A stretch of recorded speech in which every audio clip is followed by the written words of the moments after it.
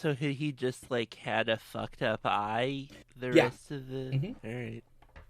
It must not be that bad. It sounds like he didn't need to put the eye patch I don't back think on. it. Yeah, right. The implication is that it is, it's a style choice, which can't fault him for that. It certainly worked as a stylistic choice, I think, for the character. Quelques exemples.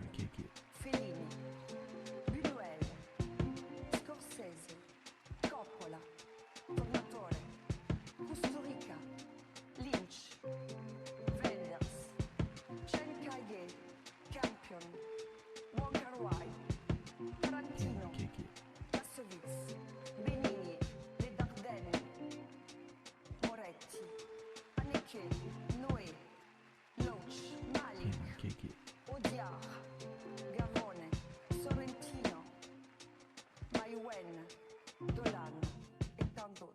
Welcome to Can I Kick It? This is a podcast about film festivals. My name is Emilio Diaz. Yeah, I'm Jesse Catherine Weber. And I'm Andy Germuga. Well-oiled machine. I'm Colin Ashley.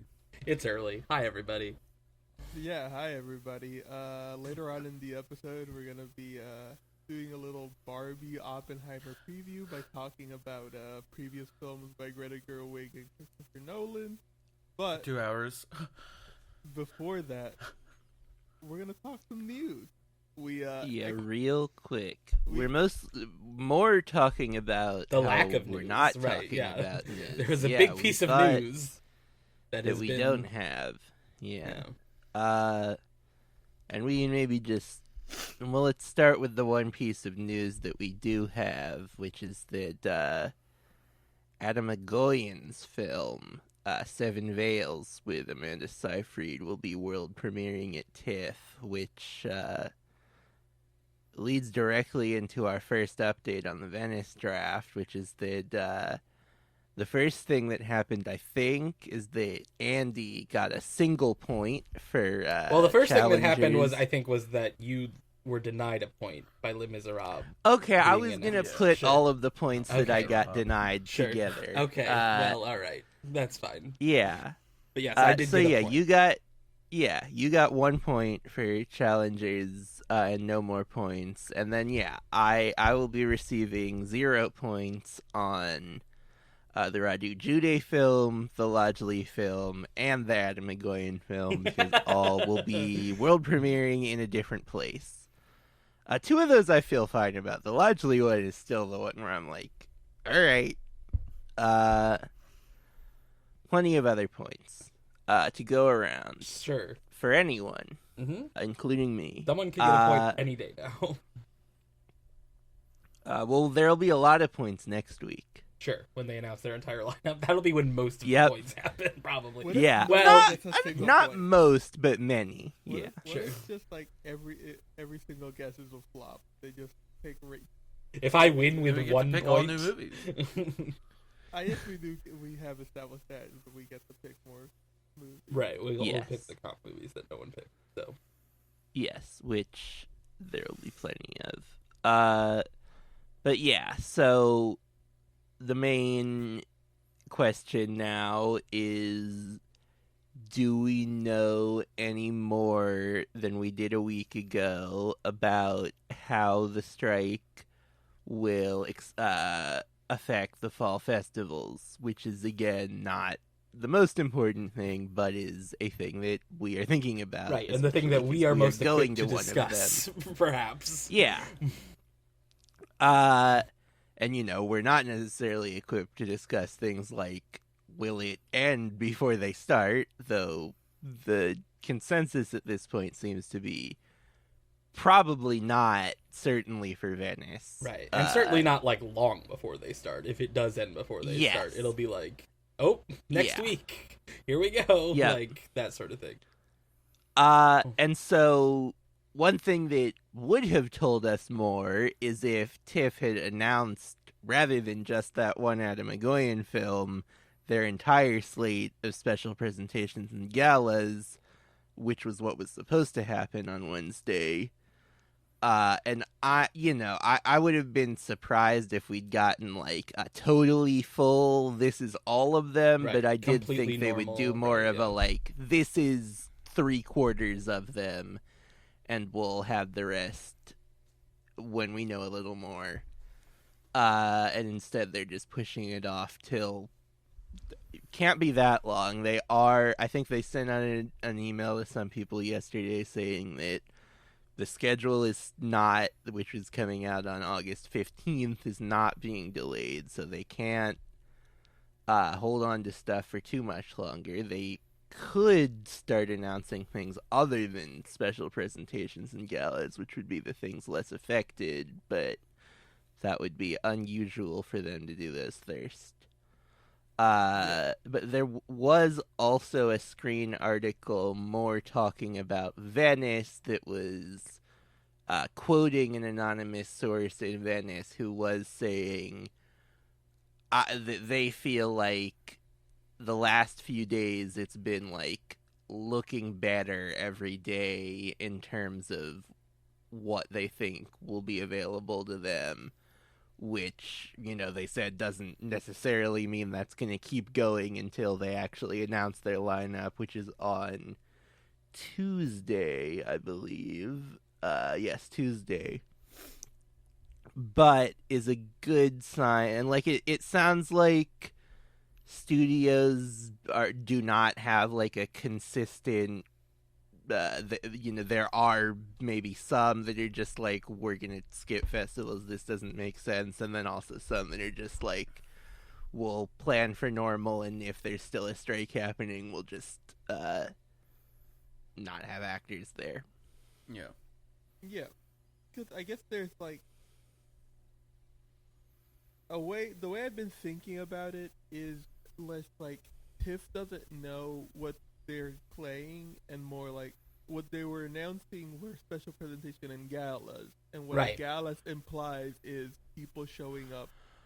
Right, I remember there's been there's been jockeying in previous years, right? Definitely. Where someone was oh, actually this person is now not available, so now this is not actually a gala anymore. Now it's a different category or whatever. So those with section labels have meant something very specific at TIFF previously, and I think that's probably the thing is they're trying to figure out well, what does it mean to have a gala in a SAG after a strike world? Yes, I think that's exactly right. And the other thing that happened is that I think we were saying when we had heard when we first recorded that there were maybe going to be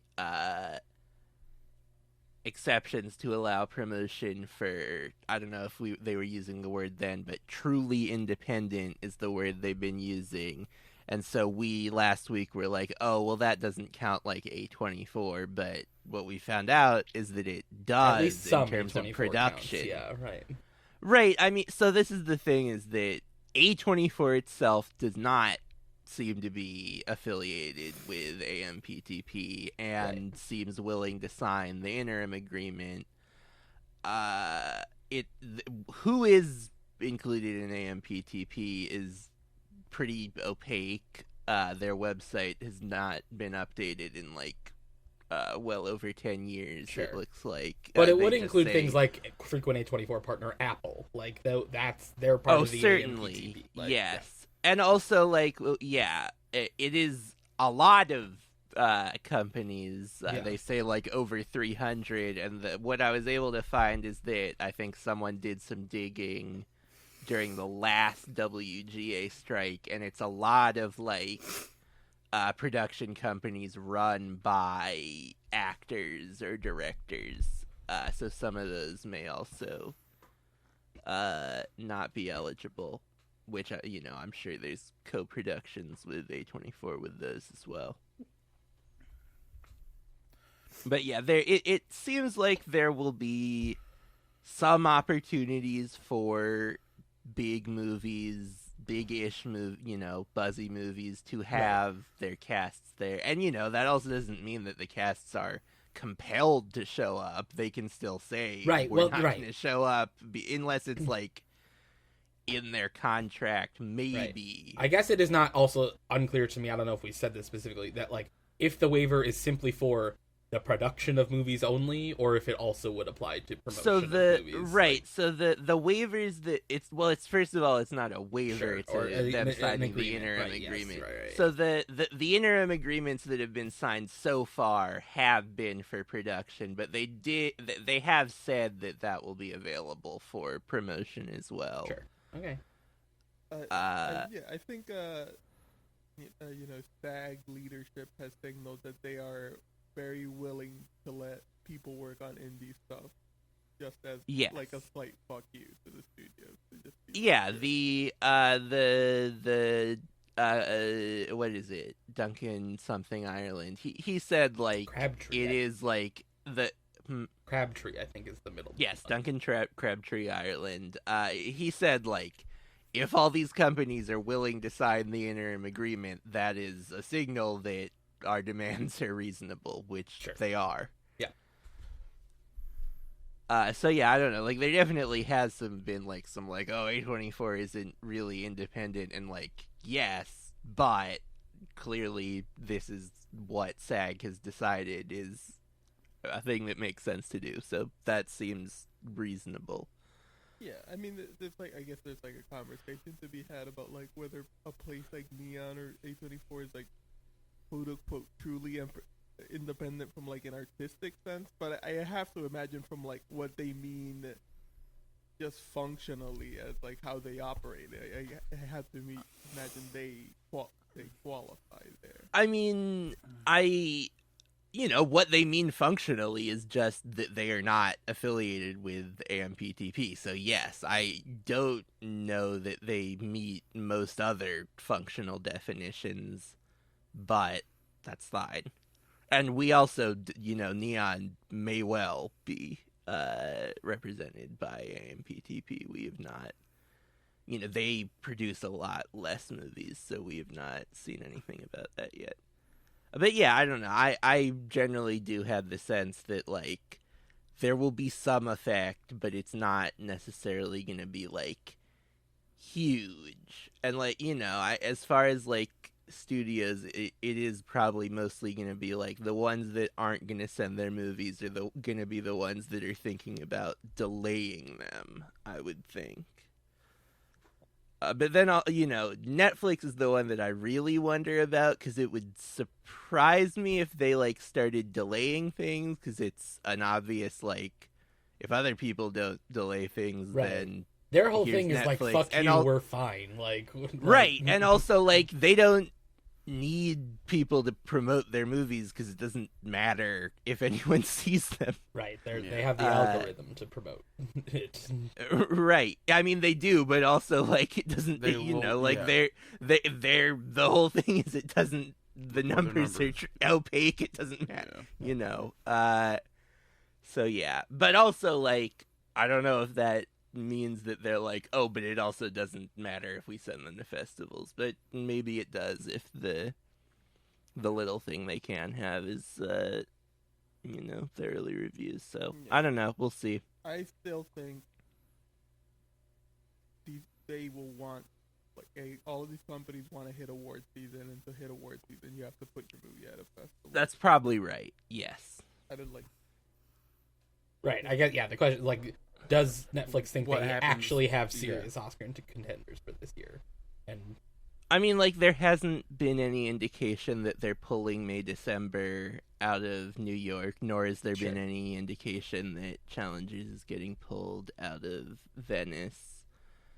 Right. So, and that's the other Venice thing, is that the stuff that's going to be in competition, they have said they will have to sign a binding agreement before that gets announced, and they're going with that on time. So definitely there will be some decisions made by then, and I would imagine that those decisions having to be made will mean that we'll get more about the decisions those decisions will mostly apply to TIFF as well, and they're maybe just kind of waiting for that to iron itself out because Venice is forcing that. So yeah, I think that's all we've got for now, news-wise. So Emilio, Yeah, that's all we got news-wise, and we'll be right back with Barbie Oppenheimer, Insomnia, Mistress America talk. with With our guest, Cassidy Olsen. And we're back. We're joined right now by filmmaker and writer Cassidy Olsen. How are you doing, Cassidy? Hello. I'm well. I'm excited to get into this. yes, thank you so Okay. much for Yes. joining us. Yeah. Thanks for having me. Yeah, and as I assume we got into on the intro to this episode, we're going to talk about the films Insomnia and Mistress America. This week is the week that Barbie and Oppenheimer come out. A big event in the world of. I mean, Perhaps it's the kind of final world. big, perhaps the final big film event for a long time. That's true, yeah. Depending on Maybe how, of all time. right? Yeah. Yeah, depending. Depending on We'll how see how this these goes. strikes resolve, but yeah, it certainly seems like it's something is shifting. So well put in. Societal collapse is in the air, as they say. Yeah, this is the end of history, and this is the end of history for movies. Yeah, so I figured we would talk about previous films by the filmmakers, why we picked each of these previous films. Is a little nebulous, Yeah, but sure. we'll get into it. Festival releases was one of the criteria, you would think right? we'd Yeah. pick something directed by Greta Gerwig, but we're kind of going off the beaten path a little bit. We'll get into it. We'll get into it. But before we get into it, Cassidy, we usually, whenever we have a guest on, we like to ask them about what's their history with film festivals, like either attending as public, attending as press, attending as a filmmaker. So I was curious, like, what that is for you. Yeah, absolutely. So, Emilio, you and I met, I think, for the first time at Cannes, which was last Yeah. year, right? It was Cannes 2022. Too. Yes. And we were sat next to each other at One Fine Morning, right? That was Yes. right? Yeah. Yes. Yeah. And we Whoa. were both paranoid because everyone around us was coughing up a storm. There was And- one particular lady who Yeah. was really going for Really, it. really This is sort of the famous COVID screening for Emilio. Yeah. Yes. Yeah. Oh, you did get COVID out of that, didn't you? Oh God. I did get coronavirus. Oh. So To so be fair, close now. I also did not like sleep for 48 Your hours, so body there's is a lot of super run down at festivals. there's a lot Yeah. there's a lot of like stuff going around. I don't want to, I don't think a court would convict Right. this You one don't want to say specific lady 100% on the of No, crime this I of don't one think getting it's person. COVID. Yeah, right. Yeah. Yeah. But that was my third Cannes. Was 2022. My first Cannes was 2018, which is the first Whoa. year that they did the 3 Days in Cannes program, which was Awesome. for young. I mean, young kind of Right. a range when we say young, but at the Yes, time yeah. I was 21, and Sure. I was graduating from university in Boston, and I was like, oh, I've always been a huge fan of film, and I've been, I wouldn't call myself a working critic at that point because I was still in school, but I was writing for different blogs, I was writing for school papers, and I was like, I want to go, and I wrote my little cover letter, and then I found out that I had gotten in, and I know, that was the first year, so people were very excited about getting there, but I was coming from Boston, I had no money, and I didn't know how I'd make it, because it was essentially the few days were leading up directly to my graduation ceremony and walking, and my whole family was supposed to come Whoa. in. And I was like, this isn't going to work. And then very kindly, one of my brothers, Ryan, gifted me a sort of a graduation present tickets to go. Oh, So I was able to go, which was very sweet. And at that point, I had only been to local festivals, not in Boston. Not that they're that small or anything, certainly still. Like, Sure. IFF Boston and some Boston-based festivals, but I'd never been anything international. I always loved Cannes. I loved fashion a lot as a teenager, so I would really want to go to Cannes for that reason as well, not just Sure. the films. But I was delighted to go. So that was kind of my introduction to, I'd say, like, the European festivals. And then I didn't go in 2019, didn't go in it didn't happen in 2020. Yeah, 2020. And then I started going again to some of the European fests because I actually moved to Europe. So I live in Ireland now. And I moved in 2020, so it became a lot more accessible for me. It's a lot more affordable, obviously, to travel to France and to spend time there yeah. if you are not coming from another country. Yeah. Coming from another continent, having Yeah. to cross The, the the, Yeah. the ocean crossing fee is quite Yeah. quite So, steep. yeah. And Yeah. I was really going I to... remember- Oh, sorry, go ahead. No, I remember when I went the year I met Yeah. you, 2022. When I went there 3 days at Cannes, and everybody I would like from 3 days at Cannes that I would meet around, they would always ask everybody like, "Oh, where are you from?" And most of them were from Europe. And eventually they asked me, and I was like, "I'm from Puerto Rico." And they're like, "You're a maniac. Why did you do that?" Yeah, whenever I saw people going from having done that, like obviously not even as far as Puerto Rico, but having come from the Americas and from having crossed the Atlantic to do that, I was like, it's exhausting because you're dealing with the jet lag for a really short term visit, and then you're also trying to work, and I'm really bad at being tired and working. So that was the big thing for festivals. In 2019, I was going to loads. I went to Toronto. I was part of the New York Film Festival Critics Academy in 2019. So I was doing a lot of them in 2019 into 2020. And that kind of changed because I've left formal film criticism. So I'm not kind of doing it professionally in the same way. But it's I don't know how people do it. Like, that's the thing. It's like, it's just exhausting. And it's fun. And I remember all the films I see at festivals with such clarity, I think, because you're so, like, it's such a heightened experience. Yeah. But it's a difficult lifestyle. Like, I really give credit to people who do it all the time because I just don't know. I'm very bad at it. And I'm very bad at turning around work and having to do that as well. So now I stick to, I've worked some festivals in Ireland and things like that, but haven't been to any of the big ones since besides Cannes, since 2019, I'd say. Sure. That is funny because this year at Cannes, I was like, what if I tried sleeping this year? Maybe that would go better. Yeah. And turns out it did. Yeah. You don't want to, like... Yeah. Yeah, you're not plagued by the anxiety and or whatever, leading into the discussion on insomnia. Whatever happens to one's body when you're not sleeping. Sure. Exactly. Yeah. For sure. Sort of the experience of, like, being at TIFF is insomnia. Yeah, it's like...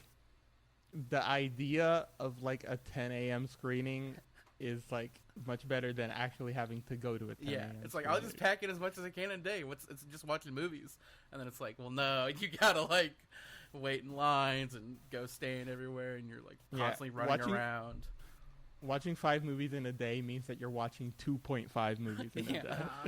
Taking a decent nap in one of those movies. Last year at Cannes, I had gone out with friends. That's the thing, is people also go out drinking or partying or doing socializing. I was not doing a ton of that. I actually was staying in an Airbnb with someone who I won't name, but they were very kindly letting me crash with them. And they were trying to go to a bunch of parties they got invited to, and I was trying to go to bed. I was just like on the couch in a ball when they came in, being like trying to sleep. But I did go out one night, and then I was pretty hungover the next day, and I had to see Crimes of the Future, and I was so nauseous that I couldn't be in that room. Like, I couldn't watch that movie in that scenario. So, yeah, it's fun, but it's intense. Right. Yeah, sure. And I guess we have the perfect segue into Insomnia. Yeah. Right. Christopher Nolan's third film. Second. Or third, yes. Third. Yeah, third film. Yeah. I always forget about Memento, which is... You forget so about ironic, Memento. I know. I got this tattoo, I don't know what it means, but I forget about this movie all the time. Yeah, it's his third film. It is his last film that played a film festival, which is why we are covering it. The film, I am now forgetting which film festival. Tribeca. Well, yeah. Well, Dunkirk did do like a run at TIFF, I believe, but it had come out already. Well, like sure. They showed. It was at a competition or something. Yeah. No. Yeah. Because it came out in July. So right, but they did like a festival sort of like rollout of like, look at, we're gonna play this in like the best format at all these festivals to like keep building the awards buzz for it. I think was the strategy there. Sure. I guess his last film to premiere. To premiere at a festival, sure. Yes. Yeah. You know, it stars Al Pacino, Robin Williams, Hilary Swank, all Academy Award winners. Mm-hmm. It is a $40 million noir movie for adults, which is the sort of thing that does not exist right now. He didn't write it. That's a remake. He did not write it. Only thing he didn't write. Which a remake of a... You can tell. Sure. A remake of a Nordic film? Yes, Swedish, right. I believe. Yeah, I think it's a Swedish like team, but it's set in Norway. Eric Skoldenberg, I believe, is the director. Stellan Skarsgård's the lead. Starring Stellan. Yeah. It is sort of interesting to look at this as his last film to play the film festival, because it is sort of the last film he makes before he's like gigantic filmmaker Christopher Nolan, because his next film is Batman Begins. So So I guess we'll just like ask everybody what their thoughts on it are. I guess we'll start with Cassidy. How do you feel about Insomnia? I or just Nolan saw, in general. Yeah, I just saw this for the first time. I'll say I didn't. Whoa. I've never seen Sure. this. Wow. It just completely kind of. I think I didn't. Am I a fan of Nolan? I'm very much looking forward to Oppenheimer. Like, I think that's something that I'm excited about. And I'd say that I really did enjoy this movie, but I didn't really know anything going in. Having it be an adaptation and having it be an original non-Nolan script, I think is really interesting, and I think is really, frankly, part of why I liked it so much. I think I really think I really like Nolan's sensibilities as a director, and I just think so much of his writing, I think, is not for me, but is also very distinctive and it's so him and it's so unique. So at the same time, like, you can't separate him from his script, which I think is I don't wish to do that. You know, I think that makes sense. But yeah, I was really pleasantly. I guess I didn't go in with low expectations because it's obviously stars Al Pacino and Ron Williams. So immediately you're like, okay, I'm gonna like this a little bit. Yeah, like there's a little bit of. I'm gonna be excited about this. But yeah, I was really surprised, and I was really in there, and I think he's just such a fantastic director of action and of like twists and turns and all that, and I was hooked. So I thought it was fantastic in that way, and I was pleasantly surprised. Hilary Swank I didn't love as much. Like, I think she's just doing like, I know that they're obviously doing really obvious Sounds of the Lambs connections there, but I was like, it felt like she was just kind of being sort of more derivative that. But anyway, won't get into it. But yeah, Nolan is broad for me. Like, I've rewatched some of the Batman films and not enjoyed them as much as I maybe had when I was younger recently. But yeah, how about yourselves? I recently have been on a rewatch kick because there's been such a gap since I've seen, because Dunkirk was 2017, and then I didn't get to see Tenet in theaters, so it's been since 2017 that I'd seen any of his movies in theaters. And he's one of those guys that is just like, when a new one's coming out, it's fun to rewatch a bunch of the old ones. And in preparation for my excitement of Oppenheimer, I was like, I should go back to some of the ones I haven't seen in a minute, and rewatch Inception, and fully was just like, this is great. This is awesome. We need more of this as much as we can. Had a great time rewatching Inception. And then had sort of regarded this one as lower in my ranking because, whatever, how he grows as a filmmaker. I like a lot of his later things more than I liked his earlier things. Especially, like, Following. No one really stands Following, but it's still very bad. And Memento I didn't really like, and I haven't revisited that one yet. But this, I just, like, similarly pleasantly surprised, but also just, like, what was I thinking? Of course, this is just, like, a perfectly solid procedural thriller with, like, great actors in it and a very good director at the time, like, who was just, like, directing it interestingly, picking the right shots, picking the right, like, movements, and completely, like, captures this mood of this, like, the Nordic thriller as they've come to be. And, like, the fog set piece is so awesome still. He really just, like, sets you in there, and Pacino's so great. His sort of scatterbrain running around, turning into, like, how tired he gets, really just, it sings. And then Williams, you've got, he's so funny as this, like, the guy who's thinks they're on the same level. He thinks, we see each other as we're the same guy. We've done the same thing, and he's so in over his head. It's just, it's great. Andy? Sure. So I guess I'm like I feel like I'm a pretty classic Nolan skeptic, and like my favorite Nolan film is The Prestige, which I feel like is the classic Nolan skeptic take of like, that's his best movie. I think The Dark Knight's very fun.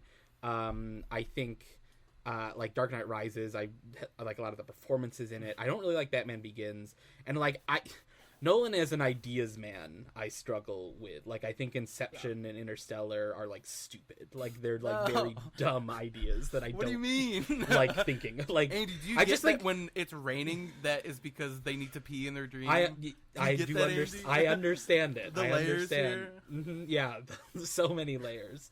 I just think like he's I find him very strong. Like the classic thing, always is that like in Interstellar, he's like, oh, like love is like actually like a scientific thing, and I'm just like, no, that's what are you reducing love to that for? Like that's like why that's like this is how your brain gets around this thing is like, oh, it has to be like this scientific like I feel the same way.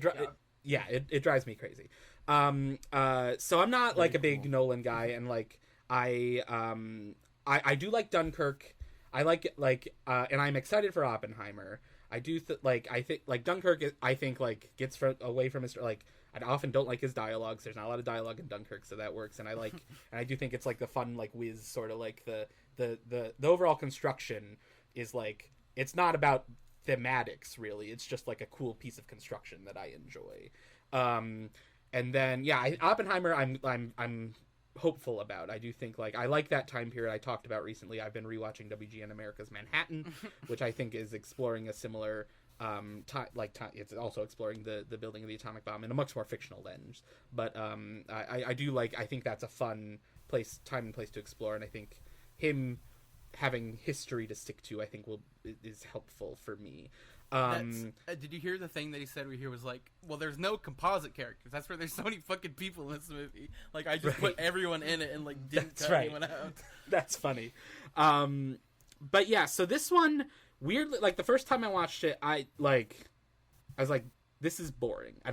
It's not interesting, and I, like, didn't like, it was, like, towards the bottom of my, and I was just like, there's nothing here. It's not even, like, really that I was, like, mad at it or anything. I was just like, okay, this is like exactly what it is, and that what it is boring. Like, so I'm not.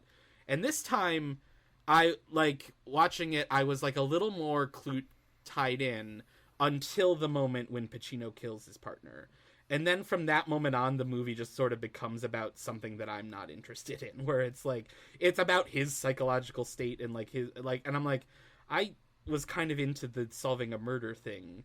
And I don't really like the direction that it goes in once it becomes just like a Pacino sort of character study. And I think the Williams performance is also a little bit miscalibrated for me, where it doesn't really do much for me. It's like a little bit like I mean, you feel him like clamping down his energy, I think, in a way that I see how some people could find it effective, but I don't really. Emilio? All the way back to me. Yeah. I mean, I think I am maybe the biggest Nolan guy. It's just like one of the biggest things I've had to reckon with in my life. Where I'm just like, I just love the man. I just love all his films, and I like watching. I mean, it's a following, but it's not following. It's like always the like, what am I gonna? I mean, just like, what am I gonna do? Be mad at his student essay? Like, it's just like that's barely thing. But I mean, Insomnia is always a film that I've had a level of fondness for, just as a big Nolan head, of just like you can sort of see the tide shifting in his career. I guess it's like it is interesting that his career shifted after this, because it's like this is his second, depending on how you feel about following, third straight like neo-noir movie, and like you can see the place where his career would have just been like he makes a bunch of like mystery movies and noir movies, and he just like works within the studio system to just make like $50 million movies. Obviously those end, so at some point he would have had to not do that, but I'm always just fascinated with this movie for that reason. And also this is just like, I used to go to this like DVD rental place a lot, like in my hometown, that I went like even since I was a little kid, and Insomnia has always been like just like the sort of cover that's been on display on the shelves there. So I've always had that level of obsession with it, as just like the sort of early 2000s drama / noir that I can never get my friends to watch, because they're like, why the fuck are you interested in watching like homicide? Movie? Yeah. But and yeah, for that reason, I've just always had a fondness for it. Also, just like this era, Pacino, like Heat, through Insider, through this. He is dressed almost exactly like his Insider character, which is very funny. Of just like, I guess Pacino just had a leather jacket phase that you have to respect. And just like, I think this performance is very interesting in conversation with those two other performances, because he's like, those two performances, he's just like very much clinging on to a sort of virility where he's just like, yeah, I'm obviously like a 50, 60-year-old man, but I'm still like the hotshot cop, and this is the movie where he starts like that, and then you can just like completely see it erode and at the end he's playing like the most old and senile that he's maybe even still played to this day. Which I've always found interesting. It's like it's always been to me, his performance, especially in like the latter parts, the most accurate depiction of how I feel tired, especially the scene at the end where they're like all like drinking at the bar. He's just like looking around, like he's just mumbling. like looking at nothing. He's like not even mumbling. It's like people are asking him questions and he's just like dead face staring. Staring. And obviously the final line of just like, let me sleep. I mean, sure, it's a great line. That's another reason why I love this movie, because I love I always have a fondness for movies that just, it's like story end of story, end of movie, where it's just like the story's end. We don't need like there's no coda where there's no coda where like where Hilary Swank there's like 12 minutes left and you're like, how are we gonna finish this? And then it just ends. You're like, oh okay. Yeah, with a nice fade. The Hilary Swank character is funny because it is a little like sort of basic like young cop in a way that it's like half charming because it's just like a fun character archetype, I find it to be, but also it is also half just like, this is the most basic version of this character. Like like Silence of the Lambs is obviously an example of just like that kind of character, but with more to it. But it is still arguably, which is the reason why I struggle having to defend Nolan. It is arguably his most substantial female character in any film. It's like either even it's like either Swank. It's like a little bit. Right. Yeah, still not and very Interstellar. good, even though I think it was written by a woman. It was adapted by a woman. I got Cotillard in Inception is like in it a lot. She's not a good character. I was thinking of like Ariadne in Inception, which is the Elliot Page character, but even but I find most of his women characters could just be men. Like they just could be men, or they're someone's wife. Like they could be. Like not that it matters. Like it doesn't. I don't think gender is really a big part of this movie, too much. But like I do think Hilary Swank's character could be that wouldn't like change anything about the movie. Sure, yeah. There's a little bit of like when at the end when Nicky Cat's like, who's got two thumbs and likes blowjobs, like this guy, he's like, oh, that line, it's like absolutely ridiculous. I mean, Nicky Cat is the perfect guy for that role. He is so funny. He's just pissed off at Pacino the entire time. And it's like there's this great story, I think, from like Comedians in Cars Getting Coffee. But it's our greatest, Miranda our sings, most cited resource. It's Rob Reiner and Mel Brooks like talking about watching movies together every night, and Carl Reiner's like Carl Reiner, not Rob. Oh yeah, right. Excuse me. He says he's like it's always a good movie if they say secure the perimeter, and I thought of that watching Insomnia, where I'm like, this is the perfect movie where he's like, IA's gonna be on my ass. I'm like, this is exactly what I want to hear from like a grizzled old Al Pacino cop in like this weird Alaskan town. Yeah, he gets the El Man down, and he gets the There's a lot of The Pacino thing is interesting because like Pacino, he's never really been one of my guys. I like and Can't it relate. is I know. But, like, and especially, like, watching this is a year before what is my favorite performance of his, which is Roy Cohn in Angels in America. And it was interesting seeing this, like, obviously, like, that character, like, there's 6 hours of that character, so there's, like, a lot more stuff. But, like, he does sort of, like, by the end of Angels in America, he's sort of in a similar place as he is in this, as he is dying of AIDS and is drugged and stuff. And it is, like, it's interesting to see him register how he can live in that mode, that like the like I'm over, like I can't even like process the world around me mode for him is I think like it's a register that he's pretty comfortable in, and I think that he knows how to really play it up. And I think just in case anyone listening hasn't seen the movie, the brief sort of plot is that He's a LA cop sure. who is called to Alaska by Paul Dooley, who's a chief of the police in the small town of Nightmute, Alaska, where it's always very, day. If you get right. that little reference, and It's a very Twin Peaks setup where it's sure, it's small town, dead girl found in the garbage or whatever. Yeah, Like, there's a teenage girl's body found, and they call Pacino. Will Dormer and Martin Donovan as Hap Eckhart, who's also, it's great to see Martin Donovan here. Obviously, we love getting him back in Tenet.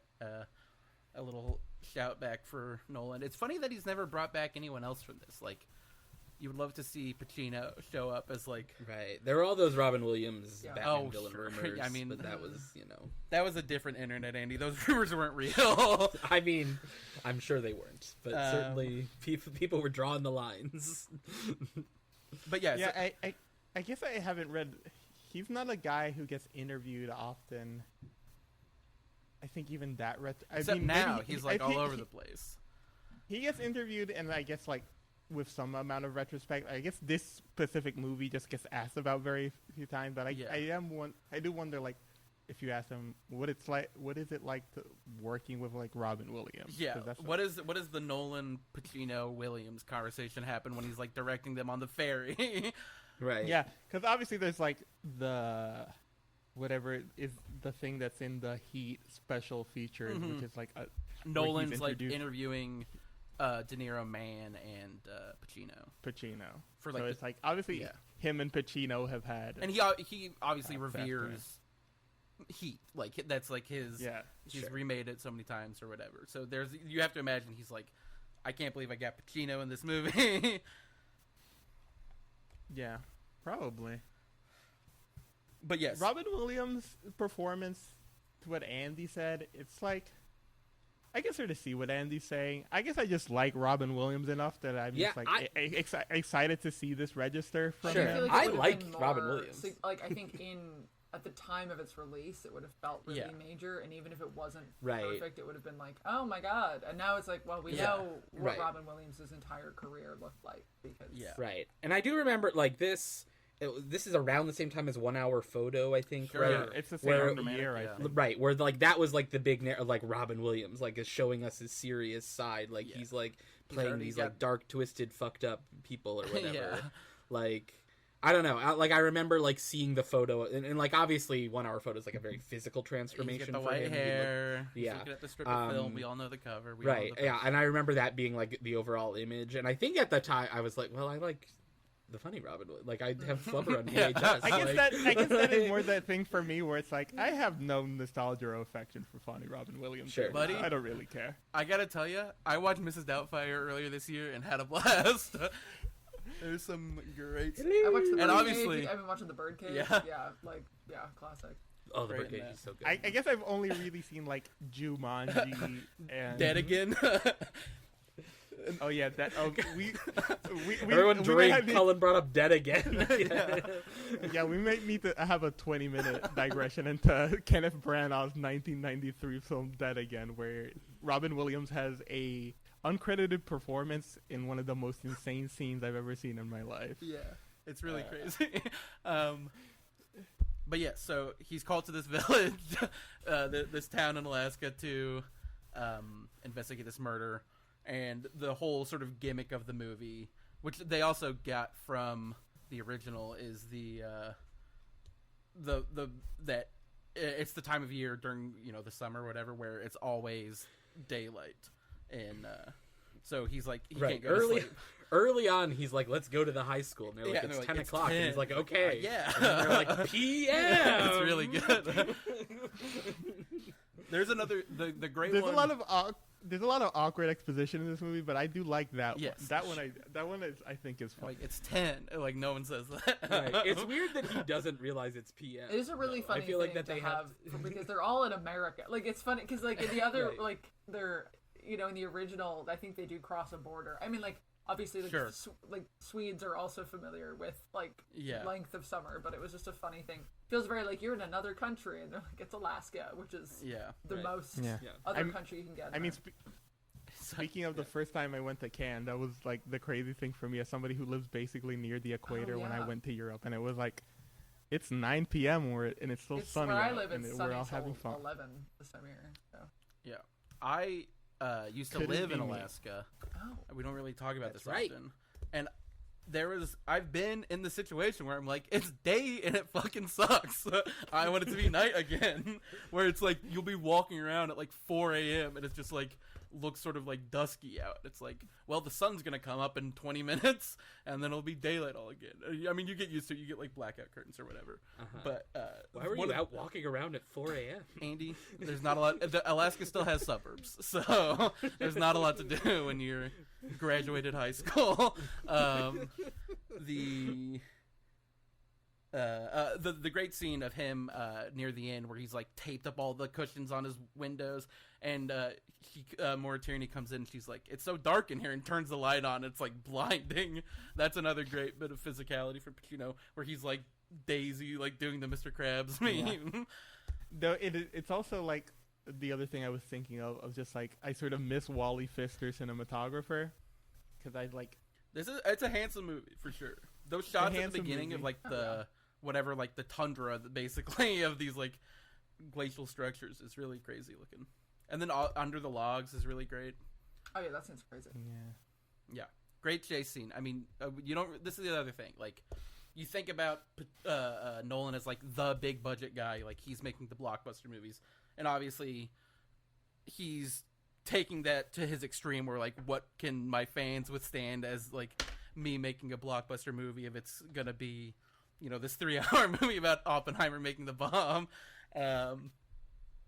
And it's funny to think of like this is like the sort of blockbustery popcorn movie that we all like yearn for these days, where it's like, remember when's the last time you saw a movie with like a good foot chase? And it's like, now, you know, you get other things, but there is a little bit like the quaintness it speaks to. I'm like, oh, take me back. Yeah. I think something a foot chase between a 60-year-old and a like 47-year-old. Neither of them are particularly agile, or none of them are like cruise rift or like ready to. Yeah, exactly. Even though they're the same age, or if not younger. Like, I don't know how old Ron Line's Twister, but he's definitely younger than Tom Cruise is now.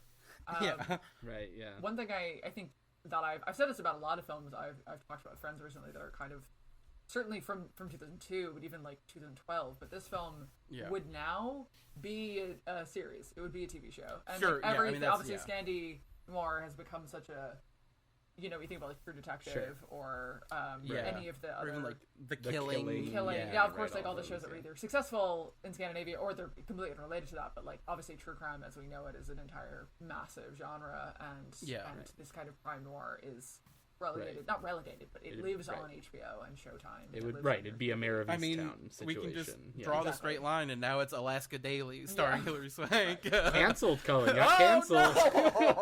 No! Gone too soon. I think they pulled it from Hulu too. Whoa. What? We can't talk about this. Why would they do that? I thought Alaska Daily was a newspaper. I gotta find a torrent of Alaska Daily now. No, it was like she was like a. I don't know. I can't speculate. It was like trying to tackle like that got canceled and like was fighting false cancellation accusations, something like that. It's something right, and there's like a lot of indigenous. Alaska Daily didn't beat the canceled. Yeah, truly. I thought when you got canceled it was bad. Yeah. But yeah, so then there's like, you know, he's navigating the investigation. They interview the girl's boyfriend, and like it's very funny. Like the sort of bumpkin Alaskan cops are like, "What's a magnifying glass? I don't know. Fingerprints. We just watched everything." they really use that for all it's worth. Yeah, and I mean it's also. I mean, that beginning part is so funny because you can see, like, the heat Pacino of just, like, his energy of just wanting to fuck with everybody, including the kid, and when he's got the girl, like, her friend, who he's, like, suspecting, and they go in the car, and he drifts into the other lane, and it's like, they'll move out of the way. We don't have to do anything. It's really funny. Just, like, it is still a child.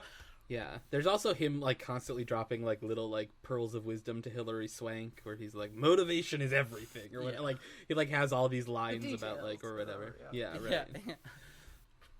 And then at the end she's like, she repeats one back. He's like, "Oh, I said that." Yeah, because it is sort of like if the movie was about anything, it's sort of about this guy clinging on to like his last moments of being like.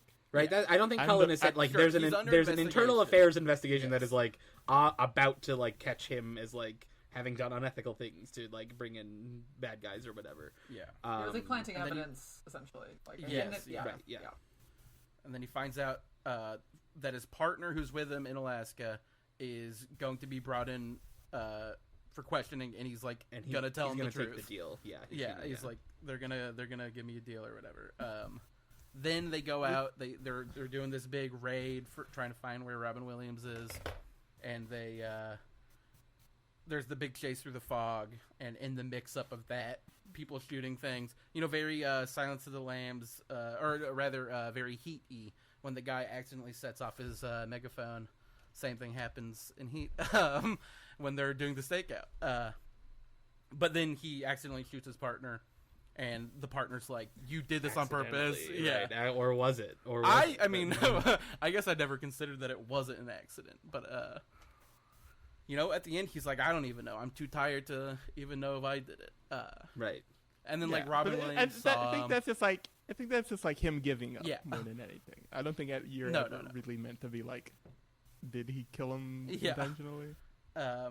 I mean, it's more like, well, did his subconscious like want him to like sure solve his problems, sort of. And then it sort of becomes like he's gotta shoot a dead dog to get a replica of the bullet to switch with evidence. That's just like an insane amount of shoe leather of just like. Because I've seen this movie 2 times, I understand what he's doing. Yes, but just like, watching it for the first time. And then I always it is funny to watch the movie and be like, it is like 10 p.m. or whatever. Like, it's never broad daylight, but it's always so sunny. I was thinking about it. I was just like, why did you shoot this dog in the middle of the day? Just wait till it's dark out. I bet it made shooting a breeze. All day shoots, no night shoots necessary. I'm sure it was. Yeah. It's a all of our pleasant movies production. take place in Night Butte, day Alaska. for night, but it's just daytime. Yeah. But yeah, I mean, and then it's like, eventually he finds out through the dead girl's friend that the guy's name was Brody, and this is the name of the character in the crime novels that Robin Williams' character Walter Finch writes. And he goes, they start their relationship. Robin Williams is like, we're the same. Like, I saw you shoot your partner. Like, we've got all this info on each other. We both accidentally killed somebody. And then as it sort of progresses through that, they just have their meetups. He comes in for questioning with the police, thinking he's going to, like, be slick and drop the boyfriend's name. That seems one of the better ones. Yes. When he's sort of, I mean, grilling him is when because they have this meeting on the ferry where they're like talking about what to do basically, and Pacino's like humoring him, and then you find out that Robin Williams like tape recorded it, and one of the things they talk about was like, we need a patsy to pin this on so I don't get in trouble. And he's like, what about the boyfriend? And Pacino's like, they know about the boyfriend, it's not a good idea. And then they end up, he comes in and he's like, you gotta look at the boyfriend. And Pacino's like, you idiot. But yeah. Too much of the synopsis. Like, one of those films where I didn't know anything about it going in, and I would have just turned it on. I don't know why. I think it was because I was renting it, and I like looked at the synopsis, and I was like, damn it. Like, I like learned way too much reading about it. Because I understand, like, most of the film is kind of there's not that many twists, but it's like after the first twist is most of the movie, so like fair enough. Yeah. But I was like, the not fully knowing. The synopsis, it tells you that it's Williams is the bad guy or whatever. Yeah, it introduces Williams as the bad guy, or like it tells you that he shoots his partner, and then it's like, oh, geez, everything about that. And I was like, okay, but now I already know he's tired. I know he's investigating murder, but like now I know everything kind of, other than how it very, very ends. But it's fine. Still, he directs it with enough like. Yeah, it's very it's handsomely made for sure. And it is like, to me, it's just like sort of like Emilio saying, like it's got like a high floor. It's like this sort of good procedural. It's watchable. I can sort of do other stuff. I'll scroll Twitter a little bit, and like I'm fine. It's like this movie. I get being bored by it.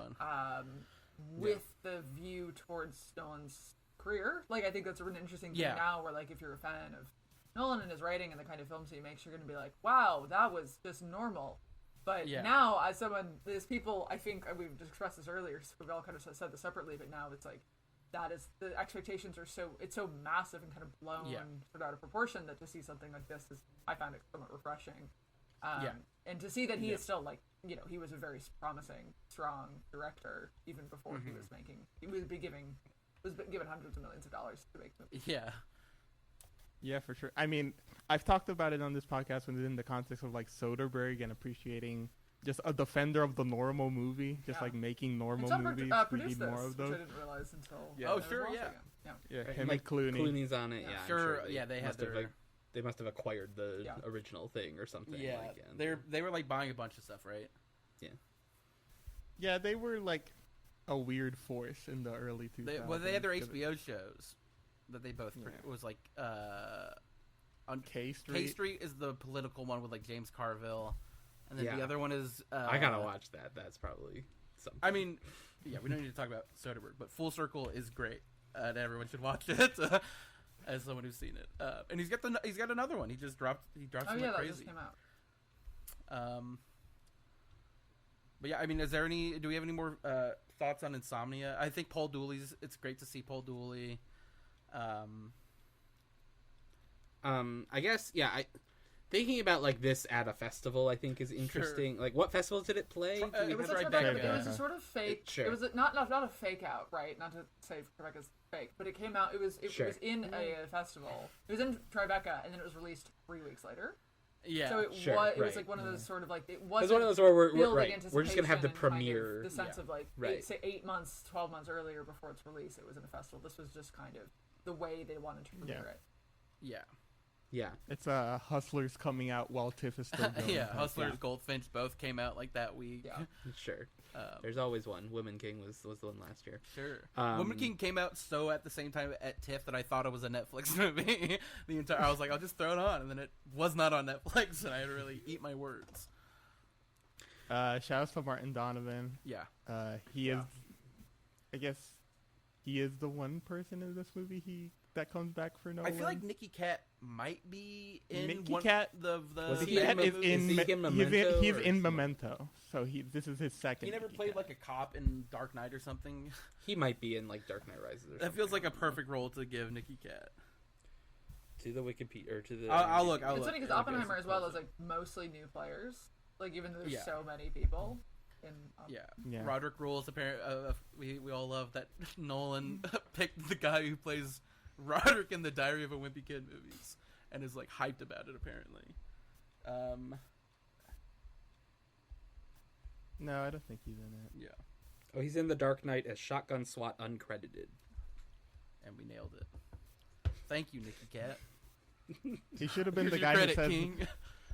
He should have been the guy who says no more dead cops. Yeah. And the Dark Knight. Yeah. He should have been Dark Knight. Aidan Gillen on the plane at the beginning of Dark Knight Rises. Even though he's great there. So what you know. Dark Knight Rises. Also, I will be rewatching Inception this week. Like I even though I'm a skeptic, I do love Inception. So it's just a blast, and it looks so cool. Yeah. I mean, this time that Cullen describes watching Inception, I was rewatching with him. Okay. Yeah. Like sort of to my protest not because I don't love Inception, but because it is the movie I have seen the most in my life. Really? So I just did. Wow. I just I did not feel. It's like Inception is the movie. Every time I get like either a new TV or like a new Blu-ray player or whatever, I have to play Inception on it just to know what it looks like. It's the baseline for me. Great Hans Zimmer score in Inception, obviously. Sure. Okay. While we're here, my one of the theaters and one of the big cinemas in Dublin, which does a lot of good programming, recently did a Zimmer month, and I didn't see any of Nolan's. I have friends who went to see Interstellar and went to see the other ones, but just for the sounds and just to be like, no, this isn't about Nolan, it's about Hans Zimmer, and then they did all of his film. So that's a good enough reason to go. Yeah. Some people out there, even some of the Nolan girlies out there, like hating on Tenet. I'm firmly 10 toes down on the Tenet ground. I love that film. Tenet is it's sort of that movie's not set in any recognizable real life. It has such a weird look and feel to it. So awesome looking. Remember when it's like all red? Yes.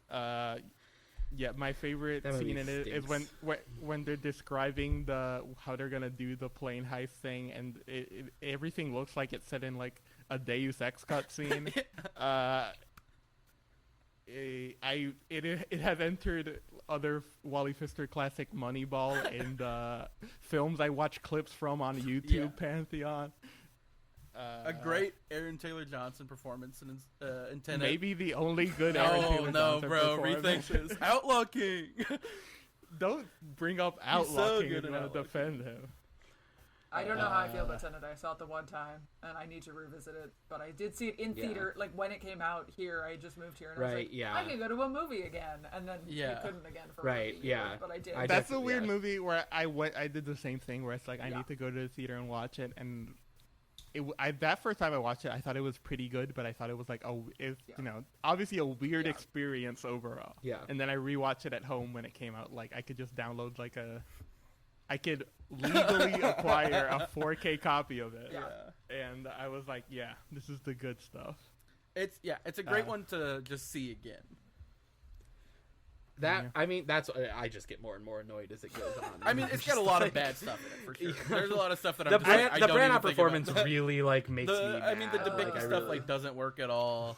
I'll follow Branagh as an actor wherever he wants to go. If you like Branagh, he's so good. He does the Russian villain so well in his own directed film, Jack Ryan Shadow Recruit, just to keep hitting the Branagh his body, thing. His limp body hitting the side of the boat as it goes down is always going to be the funniest thing. Andre Sator. It's not Sator.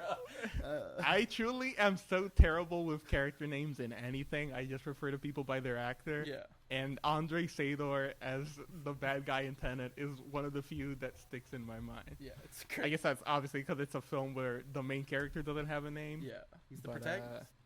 He's the protagonist. Also, no. Because they were like, it's sort of discussed on the Zoom. Because they were like, it's time. The whole marketing hook originally was, it's time for a new kind of protagonist, which I think just means Nolan has cast a black lead. I think is all because that's all I can really think of. I don't think that is what he means, but it is sort of like one of the few logical conclusions you can draw from it. Remember, there was the big Travis Scott thing where he was like, it's the Travis Travis sandwich, where they were playing the music video for what is the song called, Emilio? Don't ask me. That song's not very good. Also. The Plan. But, the Plan. The Plan. Yeah. The Plan does kind of go. I'll say. They obviously revealed the trailer in Fortnite. Right. I forgot about that. The culture's over. We're all done. The trailer. That should have been like the real Flash is going to the NFT blockchain, Emilio. Do you understand what that means for us? That really should have been like the shot across the bow. They did the thing where they showed the opening, I think before Rise of Skywalker. Yeah. Which also had a thing revealed in Fortnite. Right. That should have been like the real movies are ending. Our entire society is gonna collapse. Like, well, what are we doing here? The moment that Christopher Nolan had to be like, I'm really excited to debut my thing on Fortnite. People are gonna be really hyped for like new forms of showing content to people. Yeah. I guess the one last thing I thought on Nolan, because this probably might be the last time we ever talk about Nolan on this podcast. It's just like, obviously he's a huge Michael Mann head. Michael Mann obviously he's gonna have a new film out this year. I was trying to figure out what's the difference between them just thematically. And I think Insomnia sort of clarified it to me, where it's like, I think they both just love making films about obviously men making tough decisions.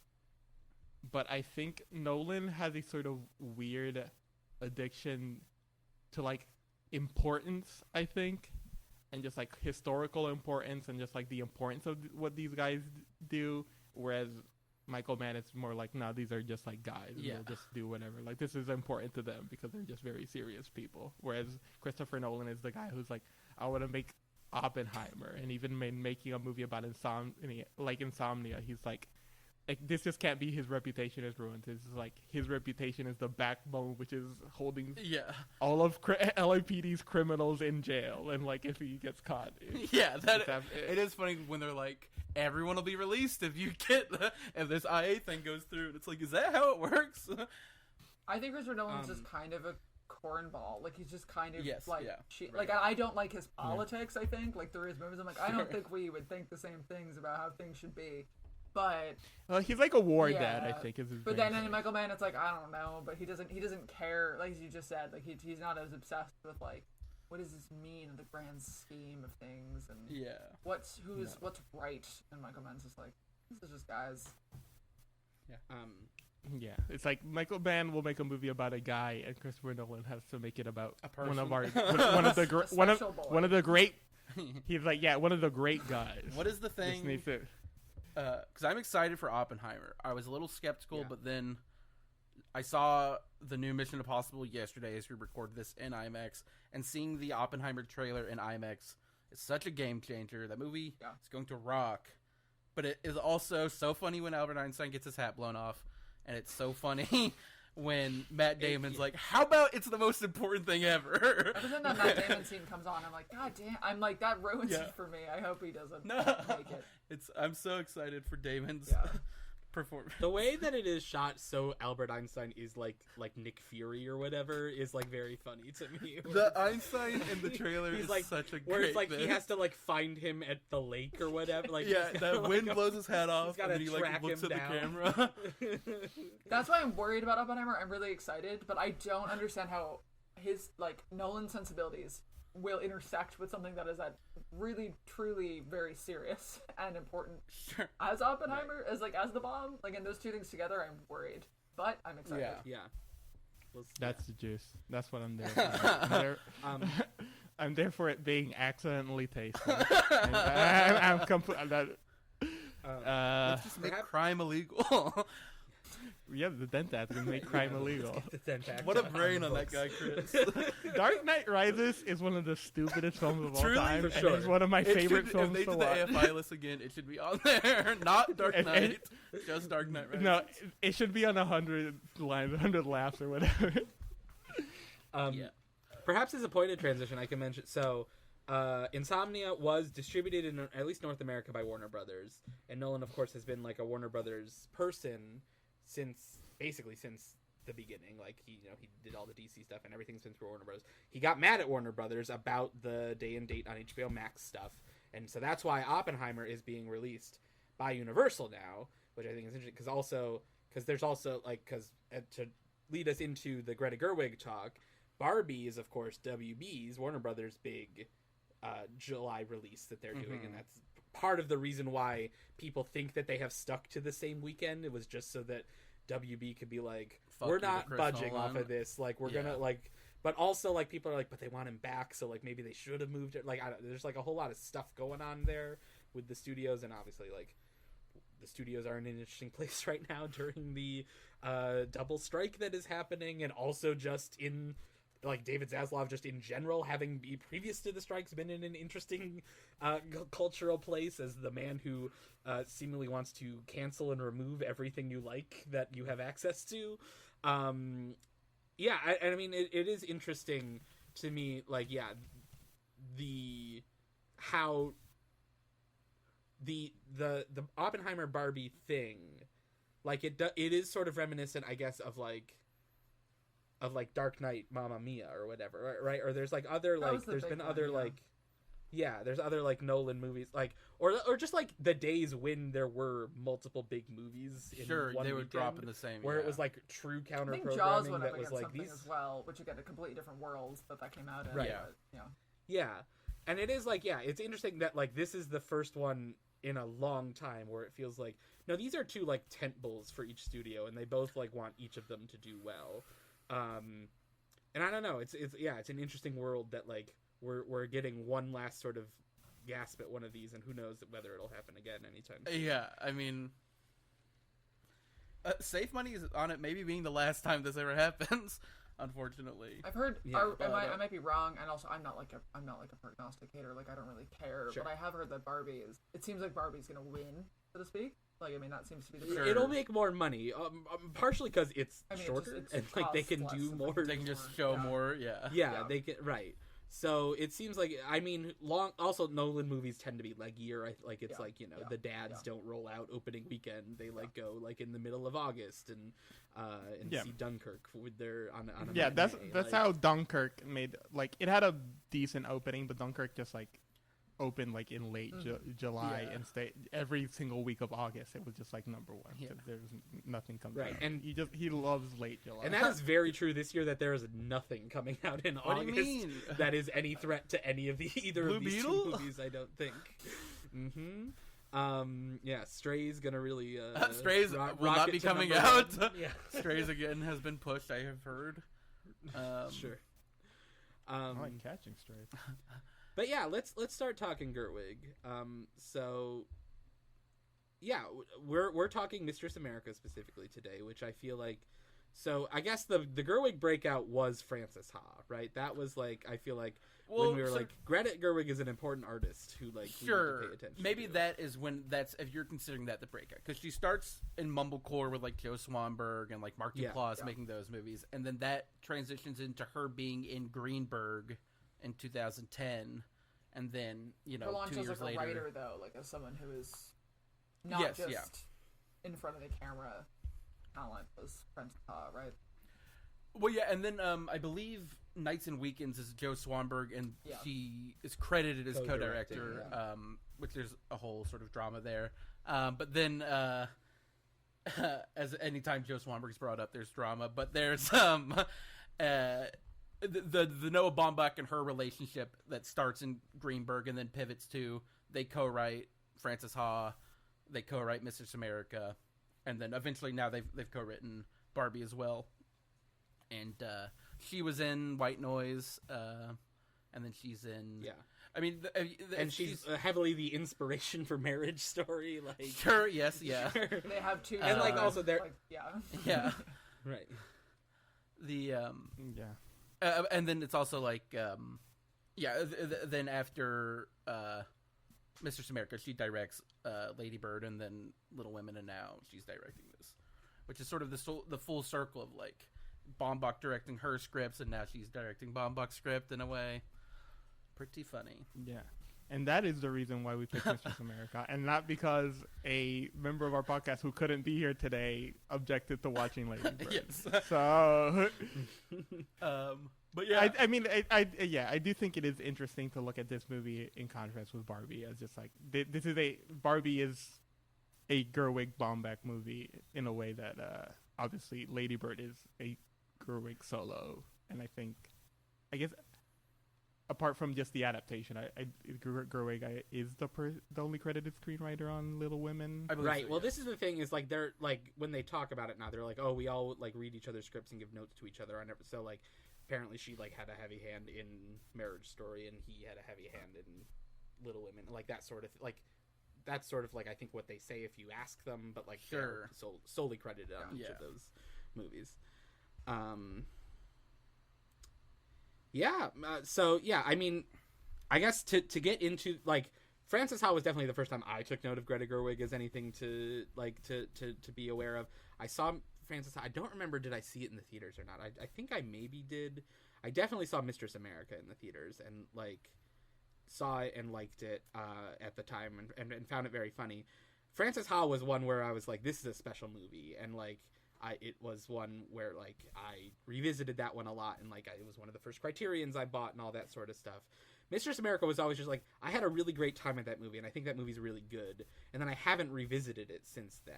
So rewatching it for today was the for our conversation today is the first time I had seen it since seeing it in theaters back in when I was living in Hartford, Connecticut in 2015. Anyone else want to discuss their background with this movie? Yeah. I mean, I think there is an interesting conversation to be had in the fact that I think that is the standard like reaction to like Frances Ha versus Mistress America of just like Frances Ha is like special and like a movie that really captures this like place and time in your life and like this interesting breakout, and Mistress America is like they made another movie together and it was fun and people liked it, but it was not gonna be like you can't. It's hard to be special twice in a row, and, like, especially, right? Yeah. In a row and capture that energy. But I just think like due to when I watched the movies and just like differences in age between people here, Mrs. America is the movie that I How old watched are and you? was like, this is much. I am 25. I almost said 26. I don't know why, but I am 25. But Mrs. America is a movie where I watched it the first time and I was like, oh yeah, this really is speaking to like a place and time in my life and like how I sort of felt about that. Hey man, Which give it a couple years was- and rewatch Francis Ha. That's right. maybe. Yeah. I mean, I'll say that I did rewatch, and this rewatch of Mrs. America, which we'll get into soon. I did like it a little less, and I am wondering like how my reaction to it has changed. Yeah, But I guess I'll just. I think. Do you think I still like it more than Francis Ha? Because I do think this is. I love a line. I love good lines. there's 8 and I million think in this one. This so- movie's got it, There's- certainly. There's like, it's among the most good line dance movies of all time. Yeah. For Gerwig, I had, just by virtue of being someone who watched a lot of, as we've talked about in the past on the show, TV shows that were just 30 minutes of movie trailers, and Baghead, which is a mumblecore movie that Greta Gerwig's in with Mark Duplass and maybe Steve Zissou. I can't really remember.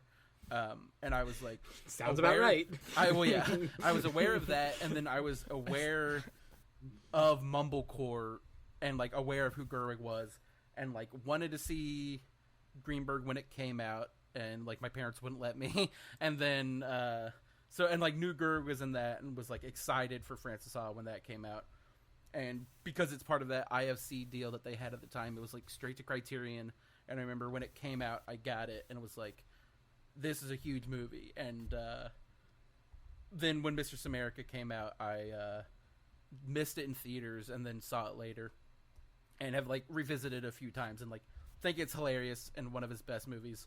And then Francis Ha had sort of fallen away from me a little bit, where I was like, that's maybe something from my youth, and then was thinking about it, and I was like, oh, I guess like every song in Francis Ha I learned about through Francis Ha, and it's like so much culture that I have is like filtered through this movie, and now rewatching it with the experience of like the culture that it is referencing, I've become more like well versed, and it just hit like a ton of bricks. That movie is so raw. We don't need to get too deep into a Francis Ha conversation because we're talking Mistress America, but it's truly one of his masterpieces, I think. And totally, like, I rewatched Lady Bird recently and had a sort of fell off of it a little bit, but still think it's very good. And then watching Francis Ha, the scene where she, like, visits her parents, I was like, whoa, this is really, like, the parents in Lady Bird. And everyone was like, those are her real parents. I was like, holy shit, this is blowing my mind. But yes, and then Mistress America is so funny and so good.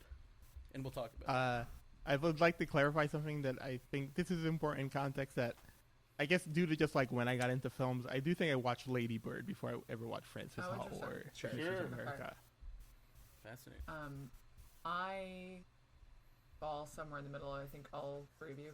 I saw Francis Ha when it came out in cinemas, when I was in I would have been junior or senior in high school, and it was really important to me. Really important to like when I saw it with one of my closest friends, and it was very like women friendship thing. And I lived adjacent to New York, and I loved girls, and I was like, that's wow, adulthood. But she's such a mess in the movie as well. So like when you're a teenager, you're not maybe understanding like it's not fully aspirational, like, but also it's, you know, it's like she's going to Paris on a credit card or whatever.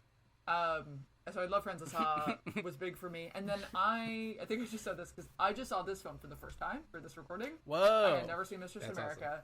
Awesome. I think I said this in my letterboxd review, but I felt like I was busy becoming myself, and I wasn't watching movies in theaters as much when I was like early in school or whatever, when I was in university. So I missed this, and then I'd seen the GIFs, I've seen the lines, I've seen screenshots over Twitter, and I've seen, you know, I saw Lady Bird when it was out, and that was very important to me when that came out in 2017. So this was just in the middle, you know, and I just missed it. And then now watching it, I really did enjoy it. I thought it was super funny, really liked it, but it does feel, still to me now, it feels sort of minor. Like, and I think that's because it just doesn't push for the same emotions or the same scope that you're getting out of Frances Ha, but also I think because I didn't see it at the time I was that age, looking back, I'm like, oh, but Frances Ha has that pull, and this is like, I'm seeing it kind of with fresh eyes as an adult.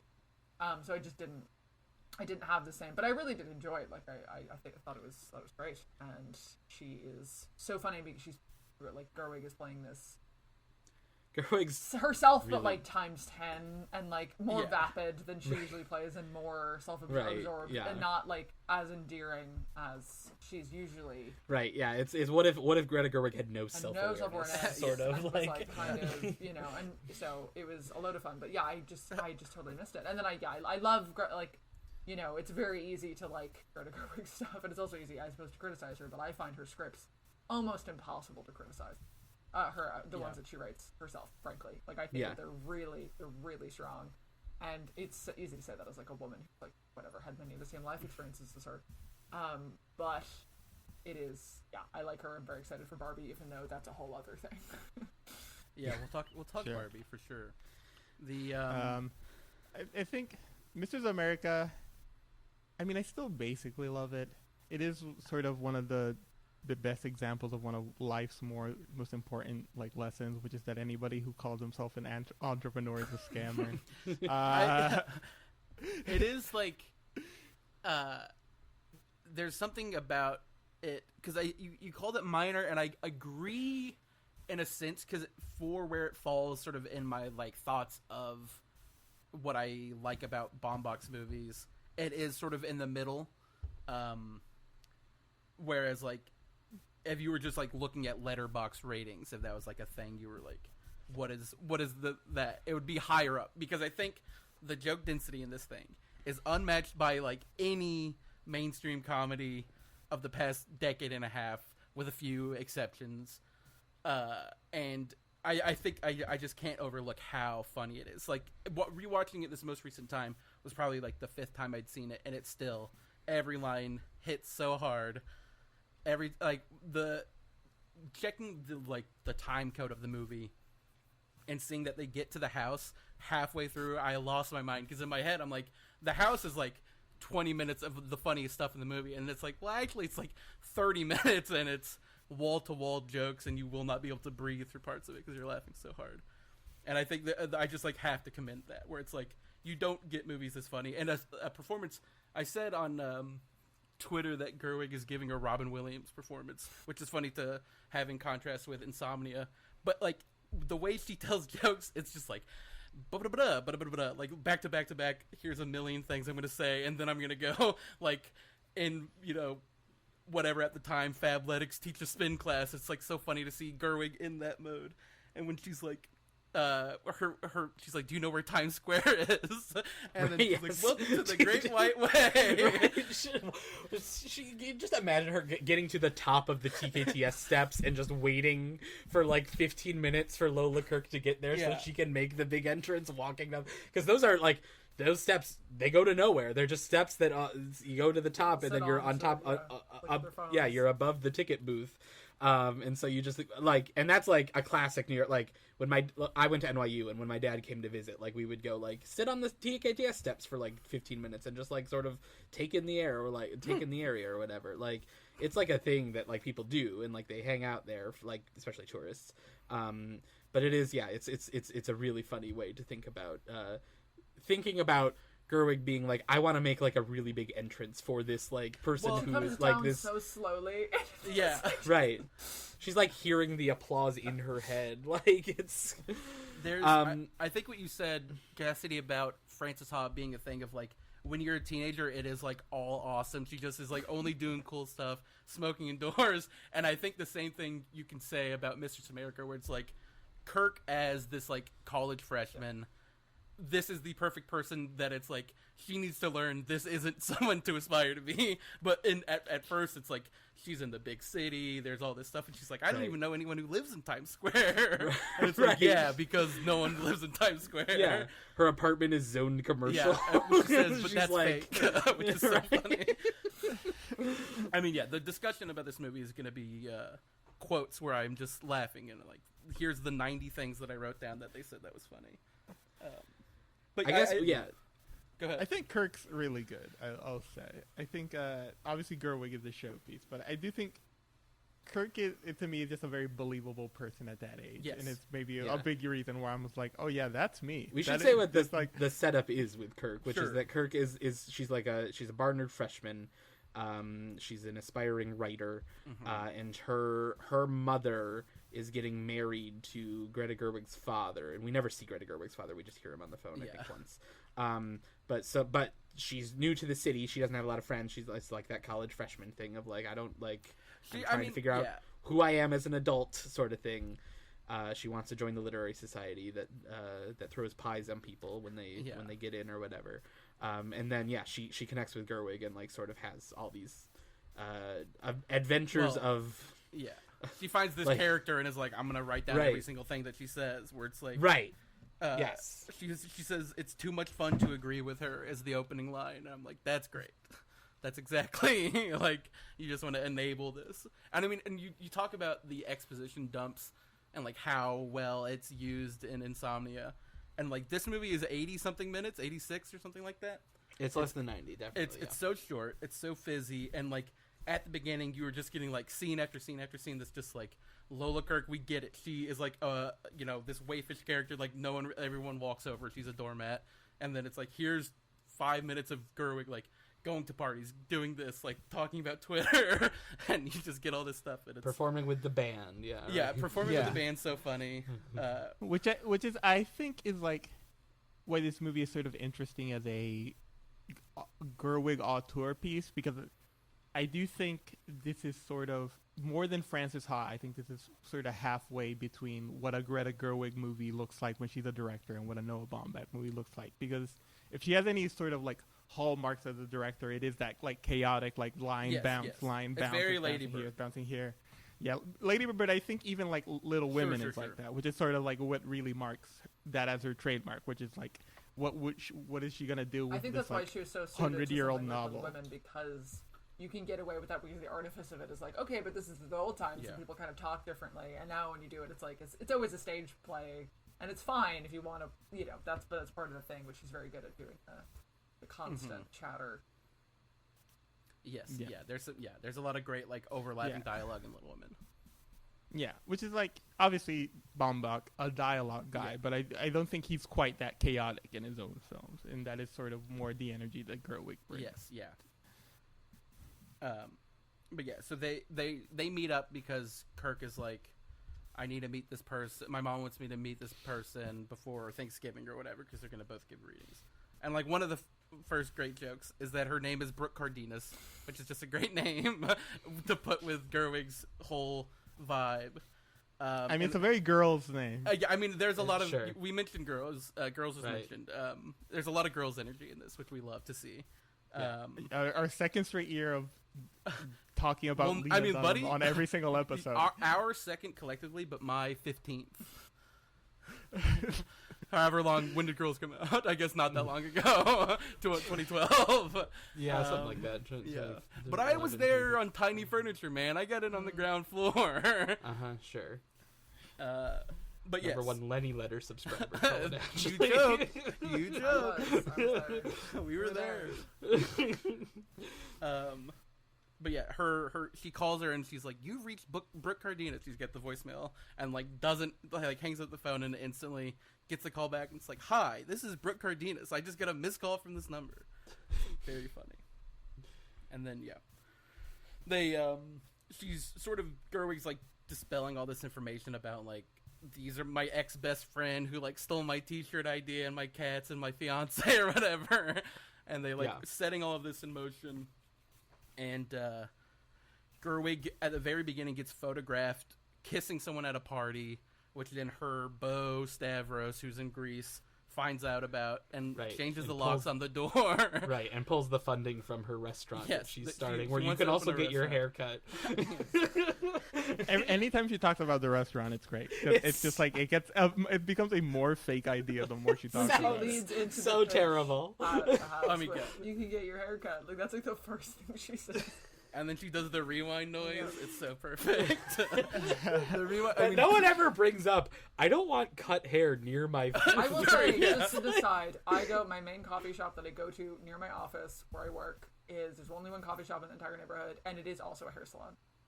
Whoa. And my girl who will like be making my flat white will also be like have like bleach in her hair. So that's really okay. funny. Maybe for prepared food, a little bit different. Sure, yeah. You're not getting a lot of... I'll trust you on that. Oh, I don't know if it's code. I think it's hilarious. I'm like, what? But it feels like I'm walking into a movie where that's possible and not real life. Yeah. Right, yeah. But yeah, they eventually she goes to a fortune teller, Right. and they like are bringing up fabric, all these ideas of like the t-shirts, and like the whole plan is to go to Connecticut. Spirit says Don't listen to Spirit. Yeah. But I think even before that, I think it is interesting to talk about Brooke Cardenas's, like, she's like makes friends at the college, is trying to get into this literary society. Lola Kirk is Tracy Fishko. Tracy, that's right.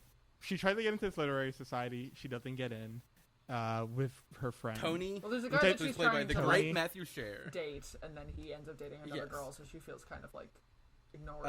Nicolette, Yeah. who's played by Jasmine Cephas Jones. Both hilarious performances, in my opinion. Yeah, they're very good. The lines are obviously doing a lot of the work, but I think they Sure. He uses that guy a lot, though. He's used him. He's in That kid's in Meyerowitz, and he's in when they read each other's stories, and then immediately he's like, "Do you want notes?" Yeah. And she's like, okay. And he's like, the middle is not believable. Yeah. And then he's like, "Do you have any notes for me?" And like his only note is like, "I didn't like." And then she's like, no. Yeah. It was good. It's really funny. And then when she does come up with like a lot of very specific, very cutting notes later on, when she's Yeah. gained more confidence, is really good also. There's a great line in that where they're like on the bed talking, and he's like, "I'll refresh our screwdrivers," and like gets up. That whole scene is like very like- much again like the end of Lady Bird, when Lady Bird goes to NYU, and she's like trying to hang out with people, and it's like, but they're the Yes. greatest, but they're the greatest with the greatest hits or whatever. Yeah, it's very Right. that. She's like, "You should stop trying to be funny, because you're not." Oh funny." yeah, stop trying to be sarcastic because you aren't. Yeah, but I do think it like sets up the story in an interesting way that I relate to in a maybe evil way, where it's just like wanting to hang around cool people just so you have things to say, Right. and things to do. I mean, it's really funny. There's a lot of like, it is so fizzy and so like jokey that it feels, especially on this rewatch, that I'm like not really emotionally connected to it as much as I would have on the first time I watched it, maybe. But there is a lot of great stuff that Kirk is doing subtly, where like, I mean, maybe even not so subtly. Like the scene where she goes and doesn't know which pasta to buy is very sweet, I think. Where she's just like trying to seem impressive, and like, what's the right pasta to buy is such a crazy question. Right, and she's on the phone with her mom about it, right? And then she calls the boyfriend, the guy. She's like, "I don't know which one to buy," and then she buys like 10 boxes. Right. Or even when earlier when they're like, she says like, she's like, the product of every restaurant is just someone being like, "I want to make a restaurant," and she's like, "That's everything." And then she starts writing it down. Like, yeah, that's where their relationship is the most interesting, because that is one of those things. That is one of those things where it's like a lot of the dynamic is Tracy being sort of grounded but kind of too high-minded, and Brooke being wanting to get things done even if she has very little functional knowledge and ability to get things done.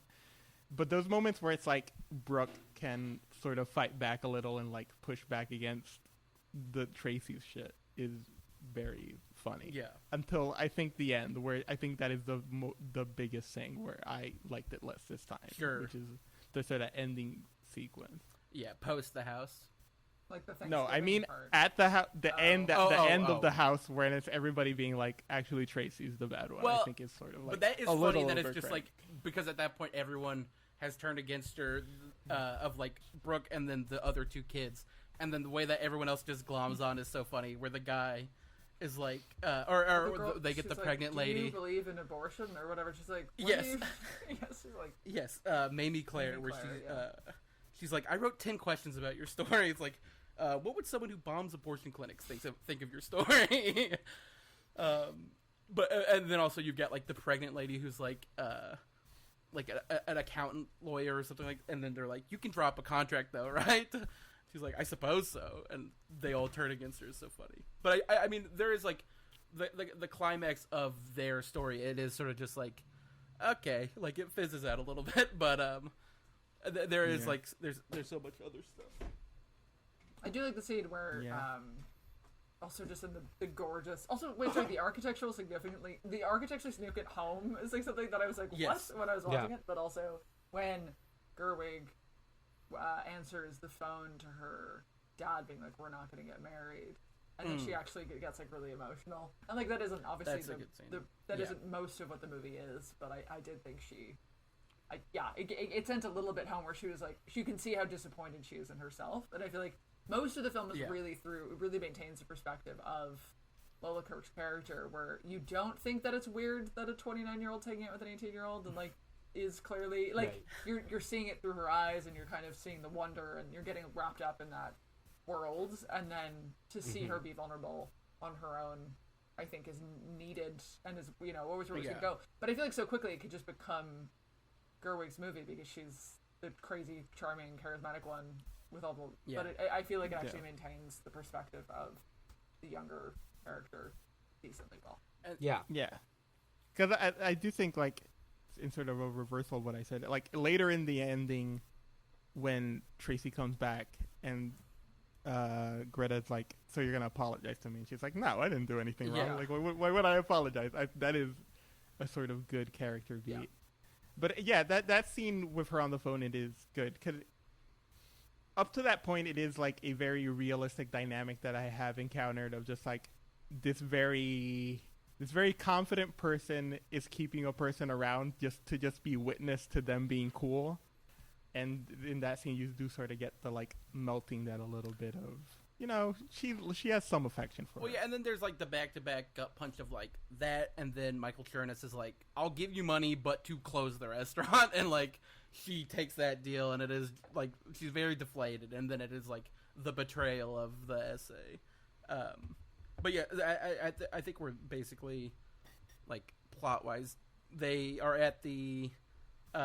They go to the house to get the T-shirts and everything back, or pitch the money, pitch the restaurant idea to get funding from Michael Chernus, and from her Gerwig's ex-best friend's rich husband, Wall Street guy. who was her Allegedly boyfriend.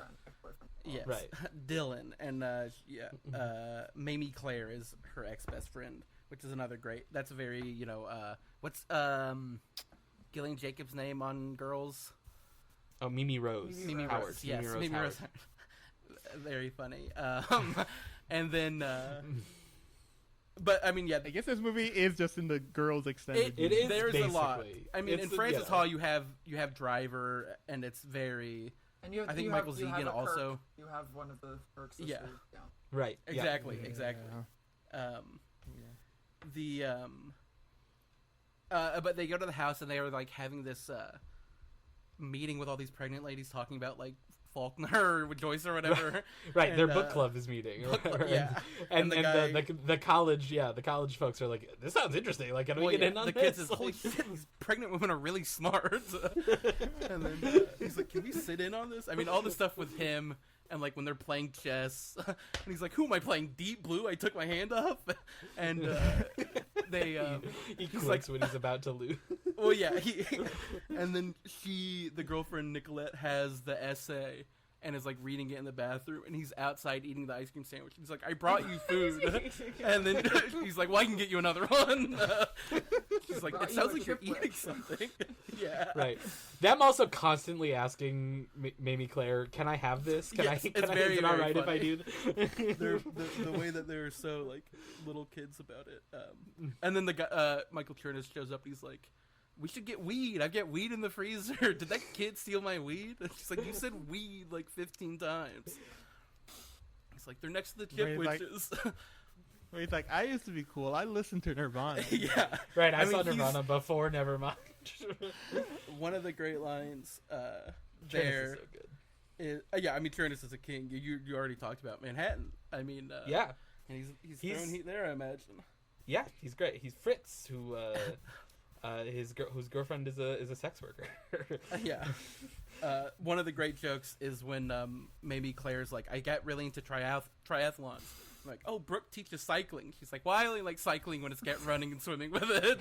It's such a silly little joke.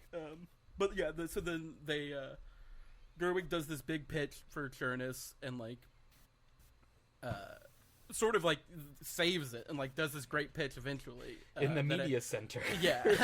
And Lola Kirk's like tag teaming it with her, and then he's like, I'll give you the money to like pay back your investors and like start something. Like, we don't need a restaurant's a bad idea. It's, Right, and we're gonna flip the real estate essentially. Yes, and, like, yeah. we'll all make a profit. Like, Yeah. it'll be great. Like, and then they find Lola Kirk's Mistress America piece of writing that she was submitting to the society on onion skin, which is a great little detail that they like. Why did you print this on onion skin?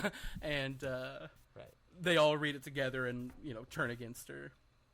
But she's like, you've been writing down everything that I say, and like all Which is this. Do you also think just girls and there's a plot of girls and a plot of Little Women, which is like you have a writer Yes, in your yes. midst who can't be trusted, who's a narcissist obsessed with other people, and then they're gonna do Yes. Right. Yeah. I do think Mamie Claire's bit in that and her questions is very the reaction to girls in 2012 core. Sure. Where she's just like very concerned about how women are being portrayed in this. Yeah, it's very this college knowing, essay. Like those usually like this movie doesn't feel super like it's obviously aware of itself and aware, but it's not usually self-referential. But I do feel like that's very Yeah. Yeah, Mamie Claire, I mean, is a fascinating. Like, you don't get a ton of her, but you do sense like how much she is trying to hold on to what she has, like, and like how tenuous it all is and everything, and like yeah, and like that stuff where it's like she'd clearly like she's trying to adjust to this life where she is just sort of a housewife or whatever, but also like trying to maintain the like she's like clearly like highly educated and all that stuff. Like her trying to figure out what her life is right now and like what life she wants to have, and like how she's so insistent that like they're not going to give Greta Gerwig money or whatever, but then Michael Turnus is like, well, I don't know, we'll see, like, or whatever, and the Yeah, whole... I mean, that Turnus character is just like it's a sort of obvious character, but it's just like a very fun character of just like a guy who wants to be people. Right, he wants young people people to think he is cool. cool. Yeah, right. Yeah. There's the great bit where they're like, you can, rewrite your thing and we'll send it an email. And she's like, you can BCC me. And they're like, well, you can just CC her because he already knows about it. And then Michael Turnus is like, I just learned what case sensitive meant like a day ago. It's like, technology's so fascinating. I do think that relationship between all the. I do think I know. I was gonna say, great Twitter movie. Sure. Just Yes. all of the which Twitter is also stuff. retro now because Right. Sure. It captures a Twitter that was, but not that is. the relationship between the three of them in the house as adults, I think, is actually pretty interesting. Even though, as we just said, they're all sort of archetypes in a way where it's like she's the housewife and he's the kind of asshole banker who used to be funny. And then, she's the wild one. But the entire time, like, he's being pretty misogynist to his wife. He's hitting on her. He's hitting on Right. Greta Gerwig and at the same time. Yeah. And he's trying to be funny, but also he's like, oh well, this Yeah. is my money and I can spend it how I want to do. Where she's like a woman who stays at home who's like, well, I have to have a child. Like, it's like definitely giving a lot of commentary, being like, this whole situation's bad for literally all three of these people. Like, no one is super happy. But it's funny, right? But it's like it's very Sex in the City. Oh, I have a friend who used to live in New York and now she lives in the suburbs because she's married to someone rich. Like, it's playing with those kind of regressive politics. Yeah.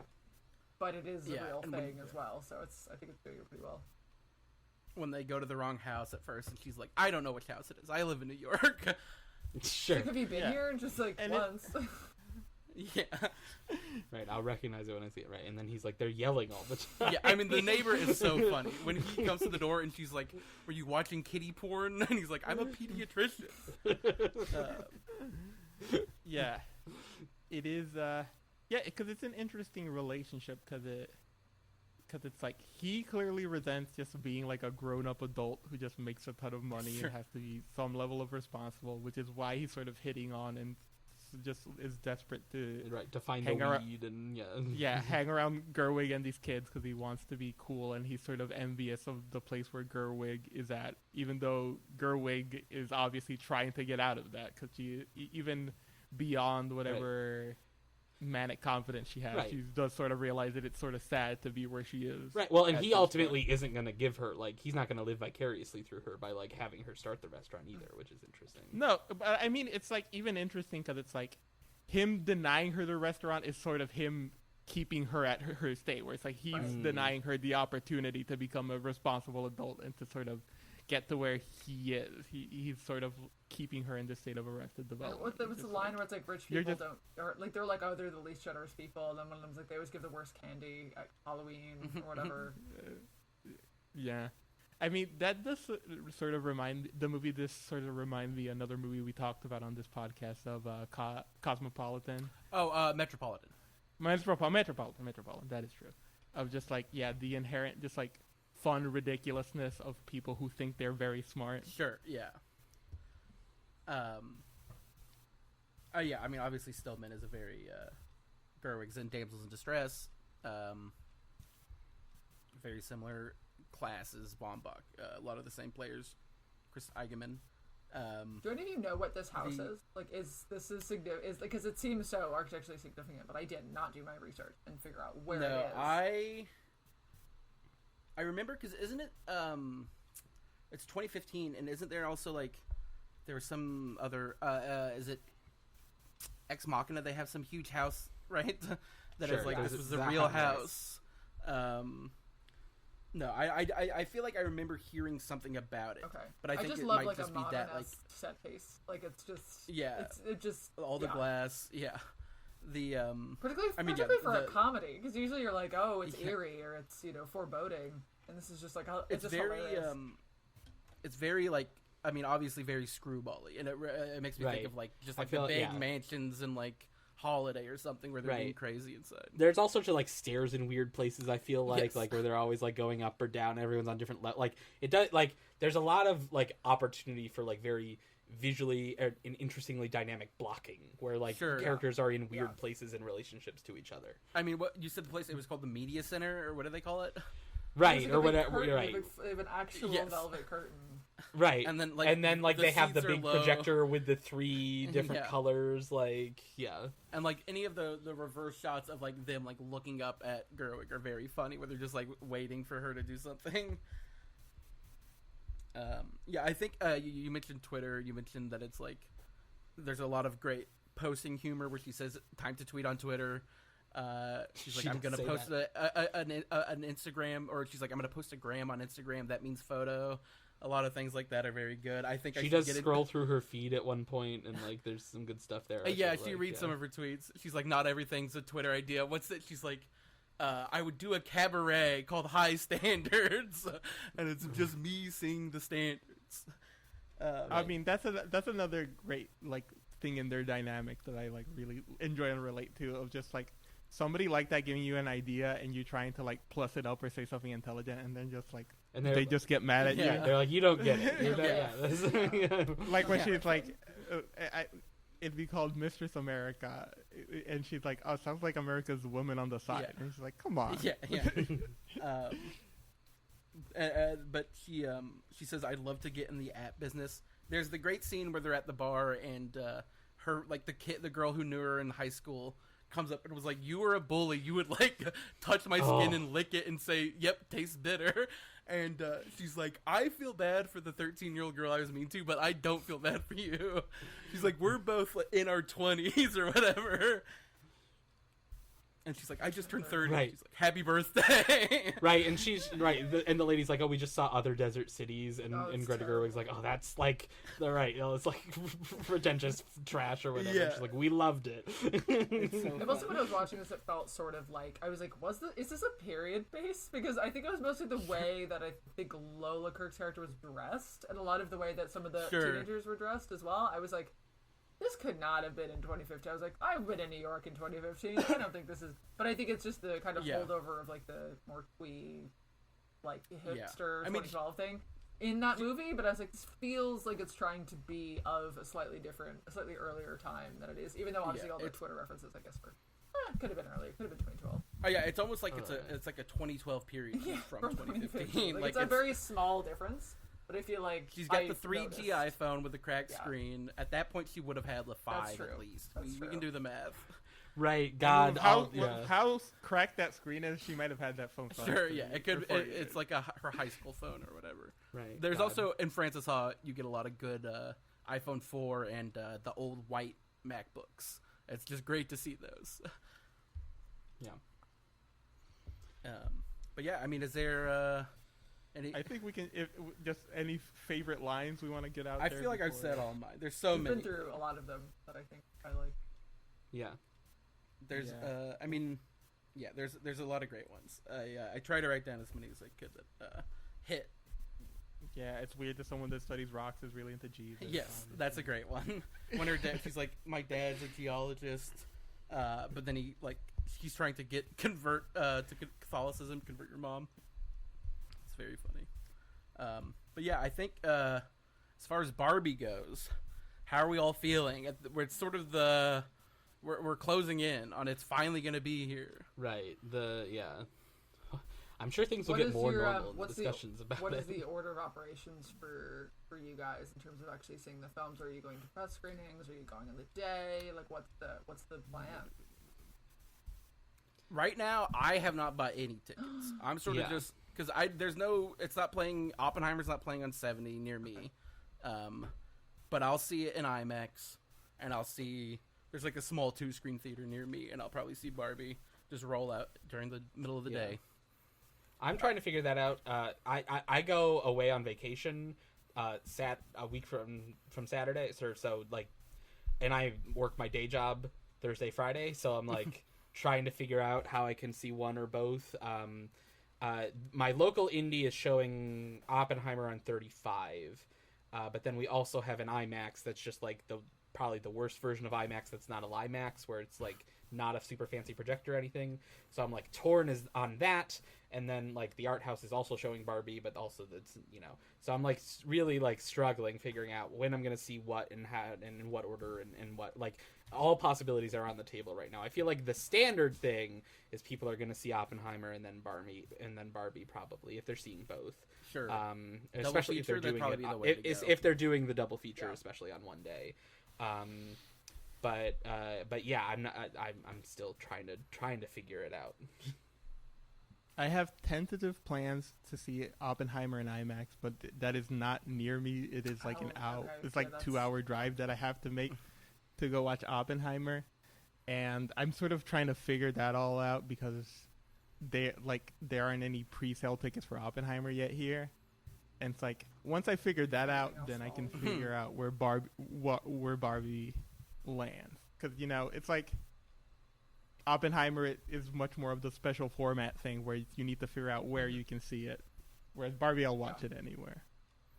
How about you? I bought the tickets 30 days from like when they were released, 30 days before. Sure. Yeah. They're doing Oppenheimer on 70. There's one theater that does 70 in all of Ireland, but I opted for the IMAX. I will probably see it in 70 certainly at some point. Right. But like that cinema is like, I'm worried that I wouldn't have a good time because there isn't mostly who else would be at the cinema, and I know that not all of the seats are good, and I feel like when I go to IMAX I'm like, okay, I know what I'm getting into. So I'm doing noon. I fully was going to do Saturday, but I took off work because I could, because I've been working a lot. Sure. So I'm doing noon Oppenheimer IMAX, and then like extended lunch dinner with drinks, and then Barbie in the evening at a different, that's probably more the like plan. regular cinema. So that's going to be, because originally I was going to see Barbie in the evening and then overnight in the Saturday see Oppenheimer, but I was like, no. Once I'm going to do it. So I had other friends who are freelance and are like, oh, we can just go whenever we want. I was like, I will move to you, so I'm going to do that. Right. So yeah, I'm excited for Barbie. I mean, I feel like it's been so obviously with the marketing campaign, and I know a lot of people are pretty sick of it, and I understand that, and I do get it. And we obviously with the strike, there's no more of that, but there was so much of it that it's not like it even matters.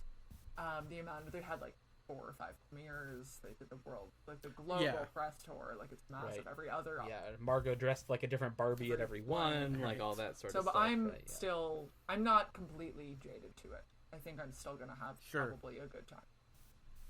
Yeah. I think because I've sort of been on the cautious optimism train from the beginning, where it's like when did we start hearing? I mean, because the pictures were coming out last year of the set photos, and I mean we had heard about it before then, obviously, that they were making the Barbie movie. And the first trailer was like Christmas. Christmas of last year. This past Christmas, I think. Sure. Yes. Was the 2001. Right. Teaser. Yes, because it was with what was the? I mean, it was with some big movie that everyone was seeing. Avatar. It was with Avatar. Yeah. And I mean, obviously, especially at the time, up until this most recent rewatch, I considered Lady Bird a movie that I love, and I believe basically that Little Women is a masterpiece. So there's like no reason for me not to trust Gerwig as a filmmaker, but then there's also just like the whole thing of it being the Barbie movie, where it's just like you have to have the caveat of like it's gonna be a little cringe, for lack of a better word, and I'm maybe getting to the point where I'm like I can just accept the cringe and like I'll just have a fine time and like watch the Barbie movie and it'll be what it is without any sort of like huge like demarcations. Like it'll I'm sure it'll be fine. Like I'll have a fine time. Yeah, I'm not like on the hype train right now, but I'm like it'll be fine. It'll be. He's a good filmmaker. I do feel like most of Gerwig's work has some cringe in it. In sort of like I don't know. I feel different kind of cringe. But. I guess, yeah. I don't know. I'm very excited. I think especially. I saw her interview with Letterboxd where she talked about specifically what films were influencing this. Like, that format was, like, a little bit whatever, but, like, the way that she did actually, like, talk about the movies that were influences and how, like, what she took away from them and stuff did get me, like, she talked about, like, all sorts of stuff, like, all that jazz and, Truman Show, famously, she's bringing up. The Truman Show. A lot of Minnelli, a lot of, The Godfather, Minnelli, musicals. also, the all the, like, Young Girls of Rochefort and all those, like, Demi movies and all that sort of stuff. Like, the way that she talked about, like, what she was pulling from, and Powell and Pressburger and all that sort of stuff, I thought was, like, oh, there's, like, a lot going on here. And I think, and she talks about how it's, like, sort of a musical, and, like, how... like and the level of sort of fantasy that's going into it. And I think there's like I'm excited to see it. I think it'll be I think it'll be one of my favorites of the year probably, but we'll see. Sure. Emilio? Yeah. Where am I? Do you like Little Women? Because we didn't really. Our co-host who is not here, he does not like Gerwig. So we were blocked the first year. We do these awards every year, just for a bit of context, and we were blocked from giving Florence Pugh an award for Little Women, which I feel like the three of us were all on the train of. Yeah.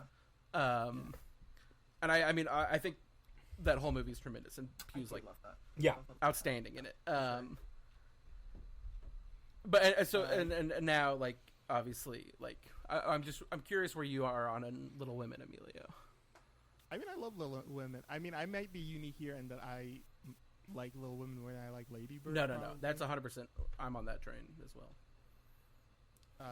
But I think both of her movies are really good. She's a good filmmaker. The Barbie thing, has it gotten to me slightly?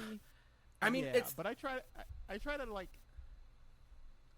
It's annoying in a way that's not really the movie's fault. Yes. So I don't think it'll... That's a great point. It won't color my...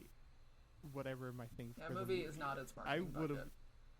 Yeah, right. No. And it is. I was not expecting the degree to which they are doing like, and it was inevitable. Then I should have realized it. Like they're doing like car tie-ins and stuff. Well, and they like fucking made a house pink or whatever. Right, but they're like marketing it in the same way that they market like an Avengers movie or Barbie whatever. tank top, like I fully own a different outfit than I did a month ago. Like, and it's not a Barbenheimer. It's not a combo one. It's just a Barbie. Sure. Yeah. But I'm like, I did get pink nails. was like, I did dye my hair pink like a month ago. Like, it is good. Like, marketing works. So Yeah, it works it works sometimes. sometimes. There's no denying it.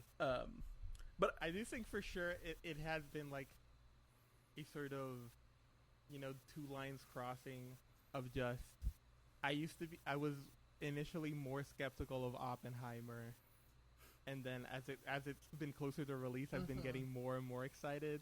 And Barbie, I was sort of sold on the initial concept, and I have been getting a little less excited, and they're sort of cresting right now at different points. Sure. But I think it'll be good. Yeah. It'll be fun. My reaction is also really, like, I always get my back up a lot when people react strongly against artists, like, trying to make more mainstream film, like, things for larger audiences. Like, I feel like people are always like, oh, you should make the movie that I'm interested in, not the movie that, like, you're interested in making and reaching a wider audience in a way. And, like, I just get my back up about, like, whenever any arty director gets announced for some sort of, like, Disney remake, studio movie or Disney remake or whatever, people are always like, like, we lost him or whatever. And I'm like, well, it's like, I mean, there are maybe artists making choices traditionally about what they want to make. Like, but I would maybe disagree with that. I would say that, like, I mean, and what do I know? I'm just some schmuck. Like, maybe Gerwig is like, I've been wanting to make the Barbie movie and I just haven't heard of this. You think about, like, Barry Jenkins making the Lion King sequel. It's like, that's the most depressing thing I've ever heard. No, I think that's great. If he thinks that there's something interesting for him to do with that, I think that's wonderful. Yeah, that's not what I think his thought process is, Also, Andy. I am a trillion. Also, I think the counter to what your reaction is that I am 1,000% justified in not being interested in that. Like, if he wants to do that, that's 1,000% fine for him. I don't want to watch it. Yeah. So it's like, you can tell me that it's Godfather 2 all you want. It's still The Lion King 2.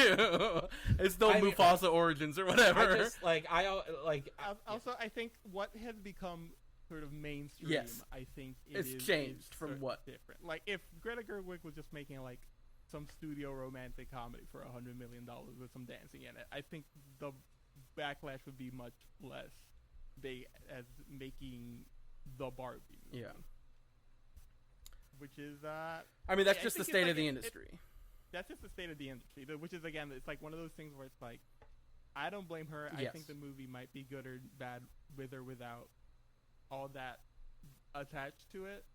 But I do think it is, especially in the way, maybe the entire industry collapsing, I do think it is a fair conversation to have around the whole thing. Yeah. Well, I think with that... Not fun. I think with that. Yeah. This episode's going to be so long. I just saw how long we've been going. We have a small segment at the end that's called Special Presentations, where we just talk about things that we've consumed recently that we enjoy, and we can do that right now. I'll start us off.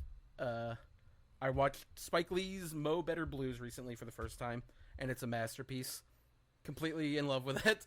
And specifically, they use acknowledgement from John Coltrane's "A Love Supreme" in one truly incredible scene where they just play most of it, if not all of it, in this montage. And I've just been re-listening to that over and over again. So that is my recommendation: is John Coltrane's "A Love Supreme," and listen to the original, and then listen to the Live in Seattle version because it's awesome. And I think I get jazz now is my whole thing because of this. Anyone else can go now. Andy, Emilio? I don't really have... I guess I'll say the breakfast... my go-to breakfast sandwich that I make for myself, which is an Aldi brioche bagel. I butter and grill, and then do an over-easy egg, melt a slice of cheddar on top, and put some bacon on it, and then some hot sauce. I love a breakfast sandwich. It's my go-to breakfast. Default breakfast. If I have time to make it, I will make it. No, and it's very tasty. I know we just said that we were going long, and opening a bagel conversation is maybe a way to go even longer. But sure. You said brioche bagel. Is that your go-to, or is that just you like this? No, that's like, especially like a bagged supermarket bagel. Sure. Like, that's like probably top tier of that, because like a toaster bagel, I feel like is like, it's not as good, obviously, as a bagel shop bagel. I've recently had a toaster bagel that was great. and it is the H&H frozen bagels. Okay. They kind of go dummy hard, is what I'll say. Sure. Whenever I go back to not to America, I'm from New Jersey, and I get bagels aren't really a thing in Ireland. Sure. And I get my dad will buy me 2 dozen everything bagels from like the local place, and I will pack them in plastic bags and then paper bags, and then put them in my carry-on, and my carry-on is entirely bagels. And I ship them back, and then I freeze them, and then I eat them for like as long as they last me, which is usually like a few months. And it's my favorite thing, and I'm preparing because I'm out, and I haven't had a bagel in a good minute. Yeah. Great plug, Andy. Emilio, Cassidy, either of you? I recently, you know what? I just finished there was a retrospective. There's a Paul Newman series at the Irish Film Institute, and I hadn't ever been. I don't know, like it was sort of a blind spot, just like Newman's filmography. And I just went to all of them, and I loved them. And it was a very fun. It was like a summer thing. It was all of June. Was Paul Newman at the IFI? Great time. And HUD, amazing movie. HUD is so good. Sure. And I'd never seen it. And the James Wong Howe, the cinematographer, just amazing. Just the best looking movie in the world. Yeah. And would recommend it. No idea where to find it. I don't know where you'd see it. Sure, yeah. But it's so beautiful and just fantastic. So, Paul Newman. Spend some time with Paul Newman. Probably like a Warner summer. Archive Blu-ray out there. Yeah. Emilio? Haven't been doing a lot. I guess I'll plug my new Bather brand swim trunks. Whoa. I have some new swim trunks and I like them. They're just sort of like a green. Nice. They're just sort of like pine tree green. They're pretty short. I like wearing short shorts now. Wore 'em to the beach yesterday. Got sunburned and hungover, and that's how I showed up to this podcast. So A weekend well I spent. did yell at Yumino to wear sunscreen more often. Don't worry, everybody. you did yell that to me at 10 p.m. Yeah, after you already got sunburned.